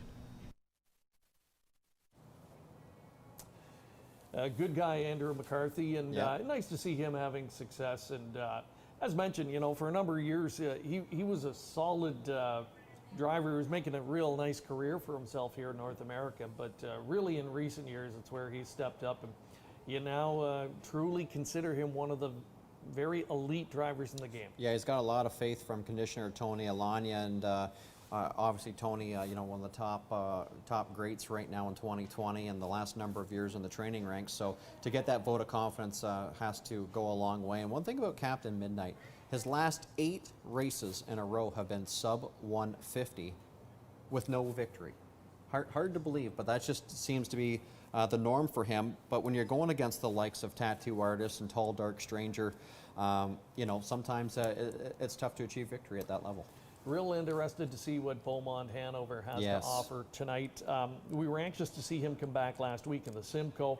He was a good second. I mean, hard to knock the effort, but he really was no match for the pocket sitter. Now, I think that's a combination of Warrawee Vital, really improving colt and a quality colt, and you know, off the pocket trip, he exploded. But Beaumont Hanover didn't have that much fight in him, so maybe just residual effects of the sickness that Jack Darling spoke of, and he could be better tonight. Yeah, and just the body language of Jameson, particularly around the 3/4 pole, you could just tell by the body language of Jameson that that horse was not ready to kick home in 26 and change, and Warrawee Vital took advantage of that pocket position. But one thing about Beaumont Hanover, he's right back in 7 days later, so Jack Darling must have checked all the boxes and said we're good to go. But I think tonight will tell the tale if this is the Beaumont Hanover from 4 or 5 starts ago, or if perhaps he's tailing off a bit. There's a look at the Greek Freak. He's the son of Captain Treacherous. He's been well traveled this year. Raced earlier in the Adios final at the Meadows, where he was 4th, only beaten 3/4 of a length, and that was one of the best races of the season, where Catch the Fire won, and he got a good piece of it. Since then, he's come back with 3 consecutive second-place finishes in stakes action in Pennsylvania. Good-looking field of 6 assembling behind the gate for tonight's 8th. From Mohawk Park, it is the Some Beach Somewhere Stakes for $77,500. Once again, here's Ken Middleton. Park presents the Some Beach Somewhere Stake. A group of 6 assembling for this division, 3-2 in favored. Number 2, Captain Midnight. A lone victory from 9 starts this year, and it came to kick off the season. He's been blanked in the win column since then. Public thinks maybe tonight's his night. 6-5. His price drops even more. A couple of 2-1 shots getting a lot of attention. The 4, Beaumont Hanover, and number 6, the Greek Freak. It's post time for race 8. Often pacing in the Some Beach Somewhere. And a quick start outside for the Greek Freak, though. Gingras going to size them up now. Coming out with them is Denali Sealster. Splitting horses Beaumont Hanover from the inside, Captain Midnight. Taken back in 5th went Rhythm in Motion. In the early trailer, 6th is Mayhem Hanover. Here goes the Greek Freak up to grab the lead. And it is the Greek Freak sweeping up to take the top. Back into 2nd, Denali Sealster. Beaumont Hanover already on the move out of 3rd as Jameson hits the goal button. Quarter is 26-1. And it's the Greek Freak under attack. Beaumont Hanover sinks his claws into him and brushes to the front. Back into third goes Denali Sealster. Captain Midnight fourth inside. Their fifth is Rhythm in Motion, and trailing sixth, Mayhem Hanover. And McCarthy's on the move now at a fourth, Captain Midnight, and Jingra Pocket Pops. Lots of action on the way to the half. On the outside, the Greek Freak is up to retake. Beaumont Hanover back into second, soon to be third though. Captain Midnight's on the gas pedal, and Jingra goes into release mode. McCarthy clears with Captain Midnight, half and 54 and 4. Back into second now, the twice used, the Greek Freak, third inside to Beaumont Hanover. Denali Sealster fourth, fifth inside to Rhythm in Motion, and Mayhem Hanover scoots overland sixth. Pace quickens on the way to three quarters. Captain Midnight leads. Back in second, the Greek Freak. Beaumont Hanover, 2 lengths back into third. Overland fourth, Denali Sealster. Then Rhythm in Motion. And Mayhem Hanover, 3 quarters in 1:21 and 3. That was a 26 and 4 smoke show of a third quarter. And it's Captain Midnight coming into the stretch, widening out his lead now to 3 lengths. Back into second, the Greek Freak. Scooting up the inside late, Beaumont Hanover. Then Denali Sealster and Rhythm in Motion. They're in deep stretch. Captain Midnight brings his A game tonight, and he'll win the Some Beach Somewhere by 3 lengths. It's Captain Midnight in front. Tight for second, elite driving Rhythm in Motion was right there with Beaumont Hanover in 1:48 and 3.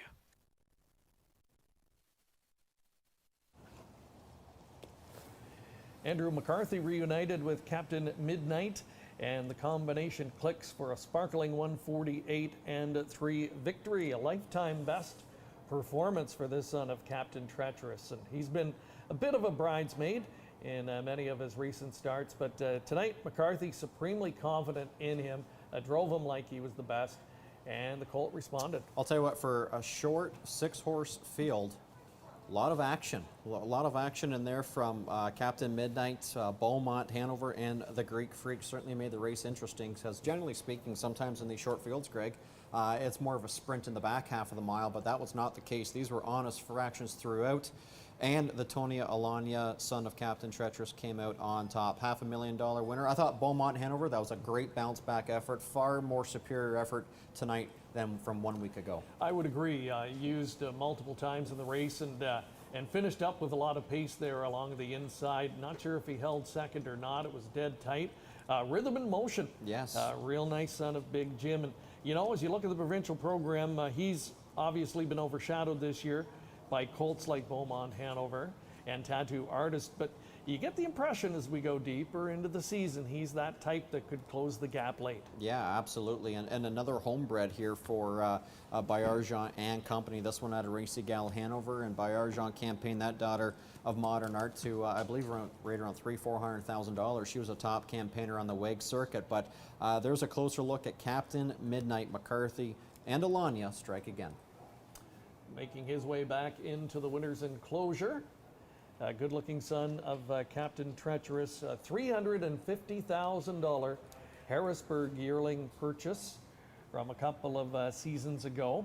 And with that victory tonight, that puts him over 180,000 Canadian this season, and over the $600,000 mark, or close to the $600,000 mark, I should say, in career earnings.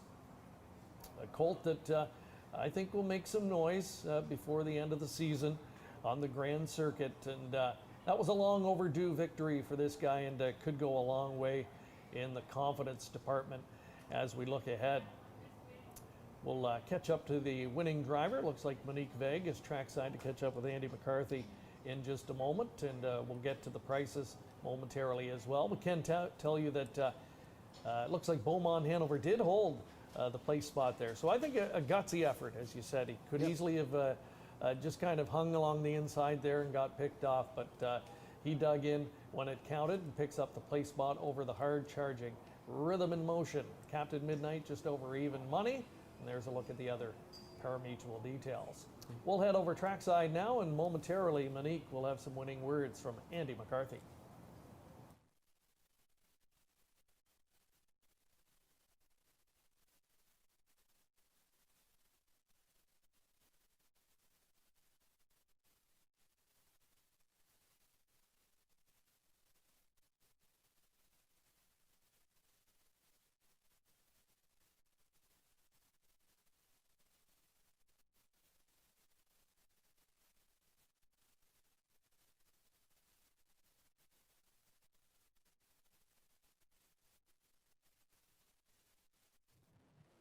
This division of the Sun Beach Somewhere going to Captain Midnight, 148-3. Before we get into that, this is someone you're very familiar with. What are some of the noticeable differences between his year in 2 and then obviously in 3?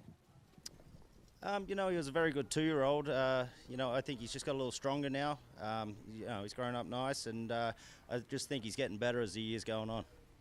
I touched on it, 148-3, flying out there, some really quick fractions early on. How did he feel? Oh, he felt terrific. You know, the pace kind of slowed there past the quarter pole, so I thought I'd get him out and moving. And you know, once then Yannick popped out of the 2-hole, so I kind of had to step on the gas pretty good there, and we got down to the 3/4 on time. So I thought I'd just keep him marching then, and you know, he got a nice mark today. I was going to say, it seemed to be runner-up finishes in most of his couple most recent few. Must be good to get that victory. Must feel like a little bit of a weight off his shoulder, I'd say. Yeah, exactly. You know, I think it's very good for the horse too. You know, I think horses know when they come back to the winner's circle and you see him acting up here, maybe he'll get a little confidence after that as well. Well, thank you so much for your time, and congrats with that victory. Thank you. Once again, it was Andrew McCarthy and Captain Midnight, 148-3 in this division of the Sun Beach Somewhere.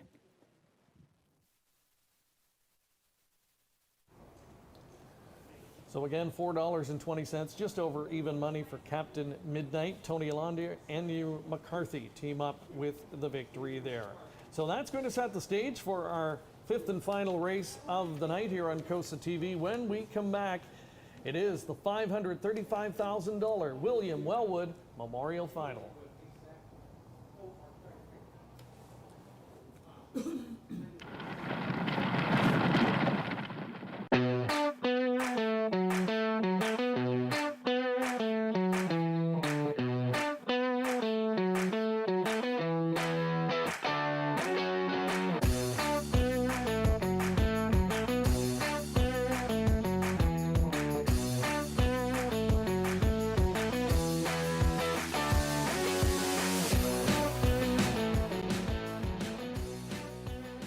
Harness Racing Update is the sport's most comprehensive and trusted news source and the fastest growing publication in the game. HRU has you covered with award-winning features and commentary from some of the sport's best writers. Stellar photography, race news, results, entries, handicapping, and video replays. The industry's most comprehensive sales results and Harness Racing's best reader feedback section. And it's all delivered free of charge to your email box multiple times each week. See why HRU is the most trusted news source of the sport's most important people from all facets of the industry. Subscribe today for free. To subscribe, just go to harnessracingupdate.com and then click subscribe for free.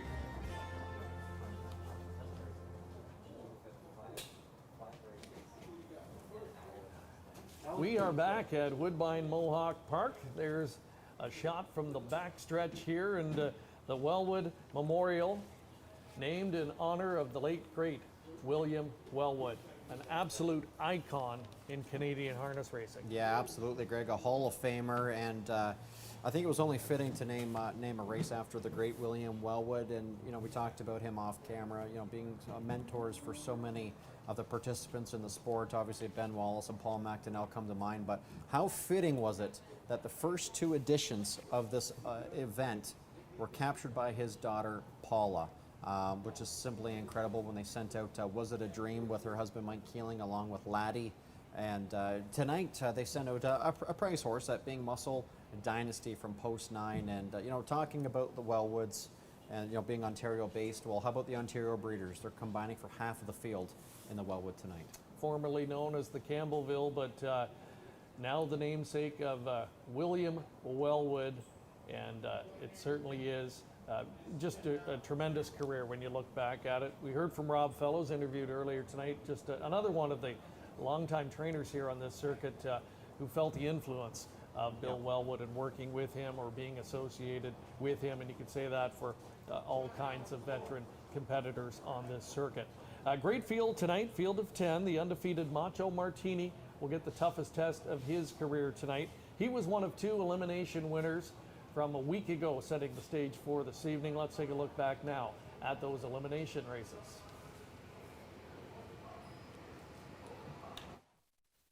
way to the midway point is Logan Park. He's rattled off a 55-4 first half going into that final turn. And the one to catch here, it's all Logan Park so far. Second inside to On a Streak, basically cutting out his own mile. Now outside from in third, here comes Southwind Tyrion getting into gear as Gingras flips the switch. And Southwind Tyrion, massive strides on him going into the final turn now as he starts to reel in Logan Park with every single one of those strides. They go to three quarters. Logan Park a leader by 2. Southwind Tyrion is right there now in second. 3/4 up in 125. 3 paths off the rail is Logan Park as he drifted coming into the stretch and continues to do so. Here on the outside is Southwind Tyrion taking it to him now. And Southwind Tyrion draws clear by 2 lengths. Up the inside is On a Streak. Then Logan Park in third. Deep stretch lead for Southwind Tyrion. Closing up the inside late On a Streak. It's Southwind Tyrion closing up the inside On a Streak. Southwind Tyrion by a nose over On a Streak. Then a drifting Logan Park. Tokyo Sealstern up the inside. Muscle Dynasty in 154 4/5. Field at the midway point, 58-4. The second quarter trotted 29-3. Going into the final turn, leader continues to be Macho Martini. Locatelli rated first over second outside. Pocket sitting from in third is Where We Whisper. Advancing up on cover, Jula Muscle Pack into fourth now. 50 inside to Magical Muscle Man. Sweeping up sixth out there, full of muscles. Further back towards the rail is Father Corby. Then driving goes Black Tie Bash from back in eighth. 3/4 of a mile, and they're trotting by that post in 1:26-4.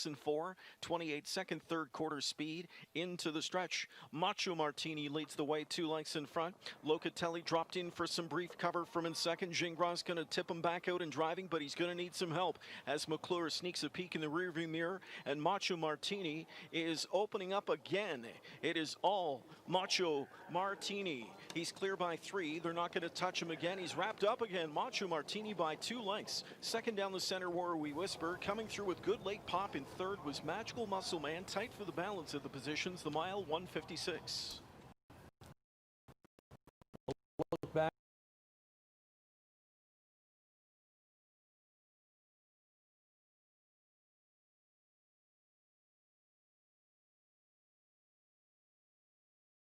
Got the Logan Park fan club on hand tonight. We heard from trainer Rob Fellows earlier, and he was fully admitting that it would take a superior effort from his colt tonight to get a good piece of the prize, but you have to be in it to win it, as mentioned.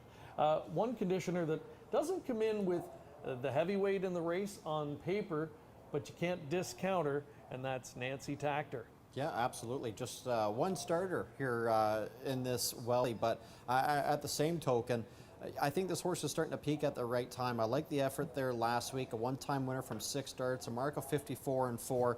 Andrew McCarthy in the bike, I love that angle because, McCarthy has that vote of confidence just from one race ago, already getting the job done and in the winner's circle, and then again yesterday with Ramona Hill.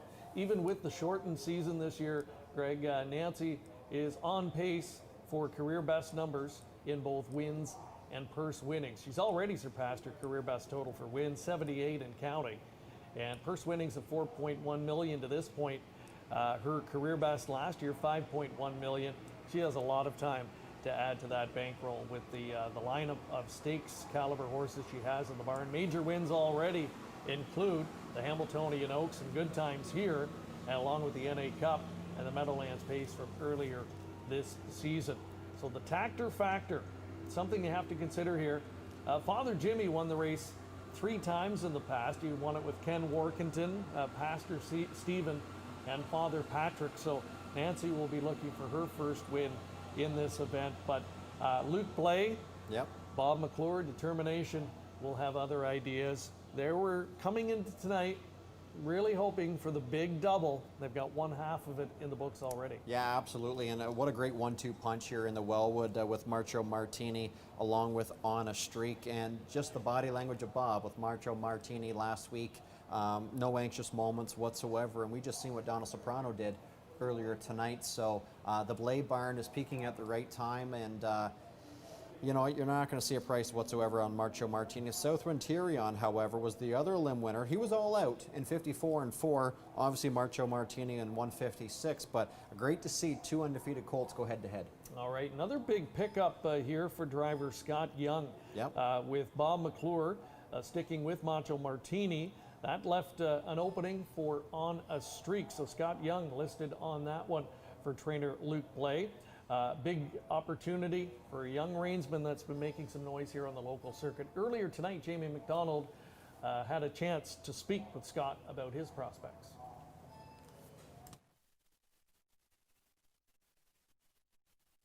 When you guys are ready. Scott Young joins us now, leaving from Post 2 with On a Streak. You've driven this colt a few times. Can you tell us about him and how he is to handle on the track? He's very, very nice. He's a complete professional, actually. That's what makes really nice to drive about him. You can do whatever you want. You can race off the pace, you can leave. He's very, very good gated, so he makes my job easy. I just have to make sure I position him good. And how do you think he compares to the field? I was talking to Bobby earlier, and he said if there's one to beat his, it could be yours. Yeah, he's been great. You know, I was second to Bobby, obviously, in the Millard Farms, but he trotted 55 and raced good. And last week he only beat a nose to Yannick's colt, and I think actually if he shakes free or stretches even a little longer, he might have got him. So he's getting better and better every start, this colt. He's getting more confidence, and I'm looking for a really good performance. And it's no secret that the winner does go into the Mohawk Million and guarantees a spot there. What would it mean for you to win this race? Oh, pretty big. You know, Peaceful Way and the William Wellwood are obviously two of the biggest races I've ever been in my career. So to win the Wellwood would be something else, and definitely to get a ticket to go to the $1 million show. And you've had a breakout season so far in 2020 here at Woodbine Mohawk Park. How has it been for you, and how has that success been for you? It's a dream come true, really. It's fantastic. You know, I've wanted to drive here my whole life as a kid and, you know, grow up just to be one of the regulars driving here at the Woodbine Mohawk scene. And, you know, it was really good before COVID hit, and then I wasn't quite sure what was going to happen after COVID, but, you know, just kind of stuck to it, and, you know, the work's continued, so very, very appreciated. Thanks for joining us here, and good luck. Thank you very much. Quite a vote of confidence for Scott Young, Greg. It's one thing to give young guys like this an opportunity on overnight horses, or even to, you know, 3-year-old pacers in stakes races, but to put them down on 2-year-old trotters going for $500,000, you have to really be confident in that person's ability. Absolutely, and when you wake up in the morning and see your name on a sheet beside a conditioner like Luke Blay, you got to be jumping for joy. So certainly going to make the most of it, that being Scott Young on the 2-horse On a Streak. Here's the one, Greg, this being Locatelli, 2-year-old son of Muscle Hill. Andrew McCarthy and Nancy Tactor are going to team up here, and this colt certainly has the tools to be effective right now at 15-1. He was a $170,000 Harrisburg yearling purchase, and just getting a little bit better here as the season goes on. Have to be a lot better though tonight to upend the 2 undefeated colts coming in. This is what it's all about. 2 colts who have not tasted defeat yet in their young careers. They meet up here tonight in the Wellwood Memorial Final. There's a look at the aforementioned Scott Young. He picks up On a Streak, stablemate to Macho Martini. Winless in 5, but has been on the board in 4 of those 5 starts, and has close to $50,000 earned so far this season. Southwind Tyrion, Yannick Gingras, Aki Svenstedt, a perfect 4 for 4, including that nose victory last week over On a Streak. They're going to aim to stamp their ticket to the $1 million Mohawk Million. Conditioner Brad Maxwell, he has had many top performers over the years, a very good trotting trainer, and he's got a youngster here named Full of Muscles, a son of Muscle Mass. Trevor Henry doing the driving. Winless in 4, but no worse than 3rd. Always seems to be around for a piece of the money. Logan Park, a son of Archangel, coming for the connections of Rob Fellows. This is an Ontario bred as well. Reg and Donna Higgs from Denfield, Ontario. I'm sure they're going to be watching here tonight. A one-time winner from 7 starts, earning just shy of $40,000. Macho Martini, one of the lowest priced yearlings in the field at just $37,000 from the Harrisburg sale. But he's undefeated in 7 this year and has more than $250,000 on his card so far. 4 owners Determination of Montreal, Quebec, trainer Luke Blay, and that guy. driver Bob McClure. McClure with 2 wins on the card already, including the Peaceful Way final. He's looking to add this $500,000 event to his resume here tonight. Good look at Macho Martini trying to remain perfect in start number 8. How professional does he look? He looks like a man out there, just as professional as you can come. Here is Warwi Whisper, just a $30,000 Lexington selected yearling sale yearling purchase on behalf of Warwi Farms from Rockwood, Ontario, just up the road. And this is from 5 starts, hit the board on 4 occasions, back-to-back second place finishes. Sean Stacey having a terrific season as the conditioner. Richard Moreau, the multiple O'Brien Award winner, as Canada's top trainer, sends out the post-8 starter in here. His name is Tokyo Sealster. Sylvain Filion, already a good night at the office for him, and he'll try and engineer an upset tonight from an outside post. 40-1 on a son of Cadabra, who has won 3 times and hit the board in 5 of his 7 starts and has $125,000 banked. Muscle a Dynasty from post 9, the outside post 9, will be conditioned by Mike Keeling along with wife Paula Wellwood, and a long shot here, Greg, but the first 2 editions of the Wellwood was captured by Keeling and Paula Wellwood, that being with Was It a Dream and Laddie, both driven by Paul McDonnell. And the final horse in the field, the Marcus Melander trained Magical Muscle Man, a son of Muscle Hill, who was a $95,000 yearling purchase. He hasn't hit the board yet in 4 tries this season. Finished 3rd in his Wellwood Elim, was subsequently placed 5th, but was still able to move forward into tonight's final. And that's good news for the Connections, because that was the best effort to date for the Colt, who certainly is better than his record would indicate at this stage. But hard to look past the 2 undefeated colts coming in, Southwind Tyrion and Macho Martini, the post-6 starter, who's even money. Are you surprised to see the fluctuation in odds to be kind of flip-flopping for favoritism? Yeah. Are they that close? Yeah, I think so. I think that there's very little at this point that separate these 2 horses. But the one thing that we do have to take into account, Greg, we did see Southwind Tyrion all out on an all-out drive last week to win by a nose in 154-4. We have not seen an all-out drive on Macho Martini. So, you know, I'm not really sure how to compare the 2 in terms of performance. All we can go by is the fact that they're both undefeated, come from top barns, top drivers. Nothing not to like about them, but we did see Southwind Tyrion on an all-out drive, but Macho Martini we have not. Yeah, and you know, sometimes you get fooled by that. It certainly looked that way. I agree with you. It looked like he needed the wire. On the other hand, you know, was it somewhat measured by Yannick Gingras? Yep. And there's a little bit more in the tank tonight. I think he's going to need it.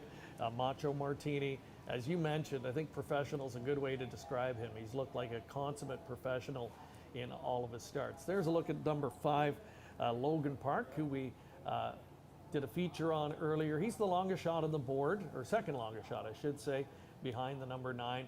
At 60-1. He's high speed, and you know, he's one that I think if they get everything firing in all cylinders, he is going to be a nice colt. And last time out, put on the front and then drifting in the stretch, a little bit concerning, because you're just not going to be able to get away with that at this level tonight and be around for the win.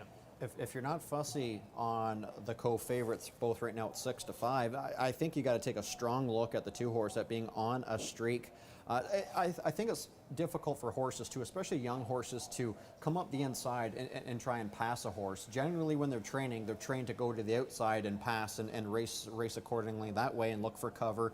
But for a young horse to go up the inside, I think is rather difficult, and that's what Bob McClure had to do last week. Had he maybe gone to the outside or found room, maybe he goes by Southwind Tyrion, who knows. But on a streak right now at 10-1, you have to love that price, because the horse has been knocking on the door. He's winless, we know that, but you just look at his past performance lines, how versatile he is, how well he gets off the gate. You know he's going to be up close. He might be worth a look if you're not fussy on Southwind Tyrion or Macho Martini.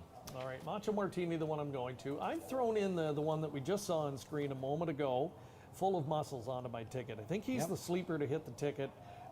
Maxwell, known for his prowess with trotters, And he's got this gelding slowly and surely improving each and every week. He was involved in that little bit of a miscue in the elimination. He got through that. He finished 4th. Prior to that, had a string of good second place finishes. Trevor Henry knows this track well. The type of guy that can engineer the right kind of a trip to get him into the mix. And Henry already clicked with a long shot winner in the opener tonight with Sex Appeal in a division of the Simcoe Stakes. So fasten your seatbelts, sit back and enjoy this one. The battle of undefeated colts in this year's edition of the William Wellwood Memorial. $500,000 plus in purse money and a trip to the Mohawk Million on the line.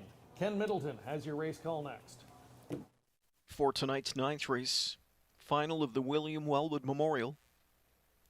And it's been a back and forth battle between even money shots.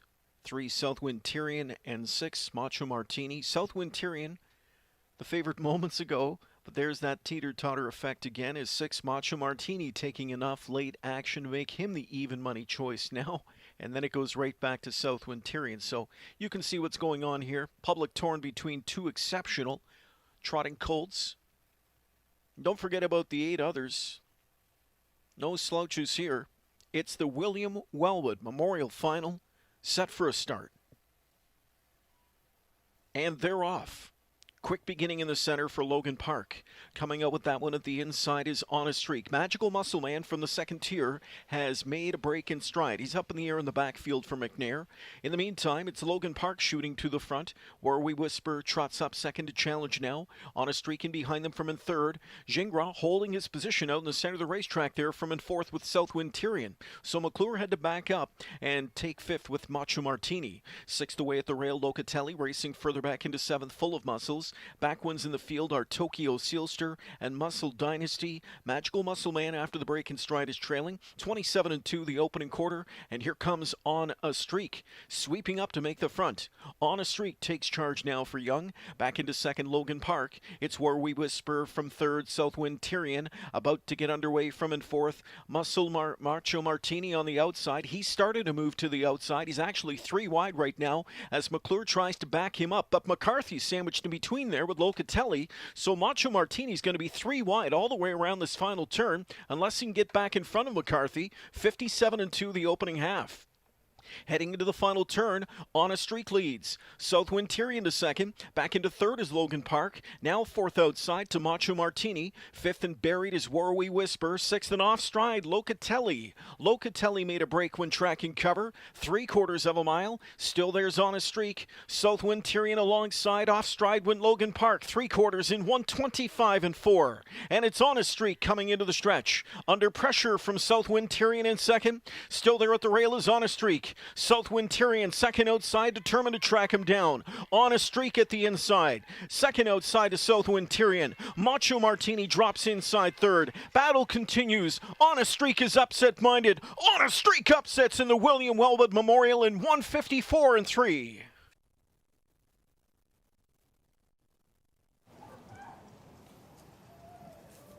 Well, we figured it would be a Luke Blais trainee in the winner's circle tonight. We just weren't sure it was going to be this one of the two, Greg Gangle. On a Streak. Didn't see this one coming. Scott Young handles him aggressively, puts him on the front. There was a lot of jostling in behind with the 2 undefeated colts going to the half. And turning for home, I would have thought Southwind Tyrion would just be able to grind him down, but On a Streak up to the task and would not let him go by. Absolutely, that was an incredible effort. There's no way, there's no two ways to put this together. A great drive by Scott Young. Generally speaking, you're thinking Southwind Tyrion is going to go right on by, and along with Macho Martini. Tough drive in there for Bob McClure with Macho Martini. Just the way that the race unfolded. But you know what? This is what racing is all about. Look at that, 15-1. Great for Young. And connections, Blais, determination. They take the Wellwood along with the Peaceful Way. And Luke Blais and determination, they're going to have a tough choice now because they stamp themselves in the Mohawk Million. They also have On a Streak in there. On another spot, do they send Macho Martini or do they send down a Soprano? So they got 3 killers ahead to the Mohawk Million. And this is really what you would expect from a stable like this. Serge Godin, he is not shy when he hits the yearling sales in the fall to spend the money. He's put a lot of money into the game, and they've had their champions, of course, winning the Hambletonian last year with Forbidden Trade, but really have hit the home run with 2-year-olds this year. Macho Martini was undefeated coming into tonight. Donna Soprano keeps her perfect streak intact, and now on a streak suddenly emerging. And what a time to get his first win of the season. He was 0 for 5. He certainly was knocking at the door, but breaks it down in a big way tonight. Yeah, absolutely, and a terrific performance. There's no two ways to put it. Southwind Tyrion raced really well. I think anybody would assume going to the three-quarter pole that Southwind Tyrion would march right on by, but as soon as they looked each other in the eye, On a Streak really dug deep.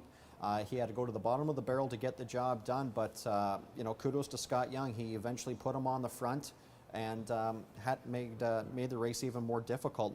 Macho Martini, a quick comment on him, Greg. You know, difficult to navigate him throughout the race. Yeah, well, I mean, there was some definite tough driving going on there. Yannick and Bob, and you know, rightly so, they were fully aware of where each other was in the race, and I think Yannick felt that he had the advantage over Bob, and was never, I don't think, ever going to go down to the pylons in the first turn with Bob on his outside, and then in the backstretch wanted to make sure he got out and kind of got the jump in terms of moving to that first over position in the backstretch. And Bob's colt, I think, just a little bit fired up at that point, and got caught 3 wide briefly, and that's all it takes at this level. You know, and he was still digging at the wire and coming on, and he'll be heard from again. Yeah, and, absolutely. There's no doubt he'll be back into the win column sooner than later, but there's a very happy Scott Young. No doubt about it, the biggest win of his career, and there you see Luke Blake getting the golden ticket.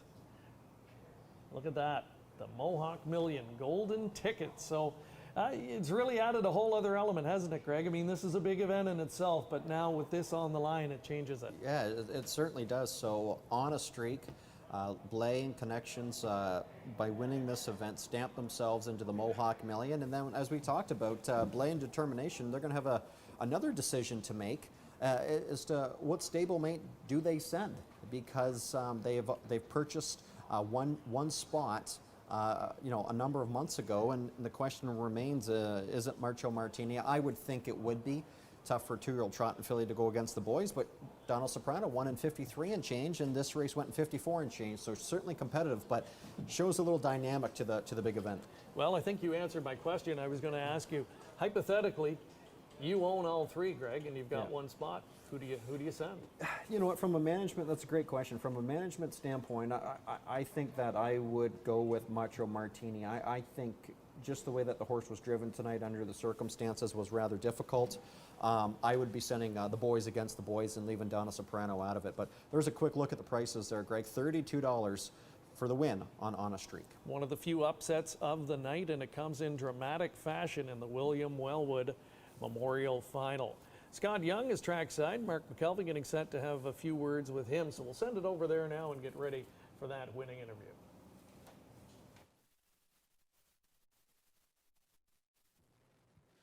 On a Streak wins the William Wellwood Memorial 154-3, and winning driver Scott Young joins me in the Winback Farms winner circle. And Scott, this has to be just probably the biggest thrill of your career to this point by far. Oh, by far, that's for sure. This is incredible. I don't even have, even a guy like me doesn't have a whole lot of words. Well, that doesn't happen too often here, and I just know what this means to you. But let's go back earlier in the week. Obviously, you've driven many of these Luke Blade trainees, and you were familiar with On a Streak, Descentra, but Bob McClure gets both into the finals. When did you find out you were going to get these drives here tonight? Honestly, the day they finalized, Bobby texted me, was like, you're driving those 2. But Luke had talked to me the day before and asked me if I was going to be here. So I said, oh, I'll be around, that's for sure. I mean, let's go back to last winter. You kind of started to get more drives here regularly at Woodbine Mohawk Park. You were making the most of them. Now getting a big opportunity here tonight. What was the nerves like? And, of course, I guess in a race like this, all eyes were on the undefeated Colts, but you had to know you had a real good chance. The nerves were good. I was actually even surprised with myself, you know. But, you know, it's my job. I'm here to work and, you know, do the best I can. So, but it's so much fun, you know. And like you said, two colts that were undefeated, were all the eyes on them, but I had complete confidence in my colt. He just missed Yannick's colt last week, and with an inside post, I figured, he'd be top 3 for sure, and anything better would be great, and we got the big one. Well, it was a fantastic stretch battle, Southwind Tyrion, right on your outside.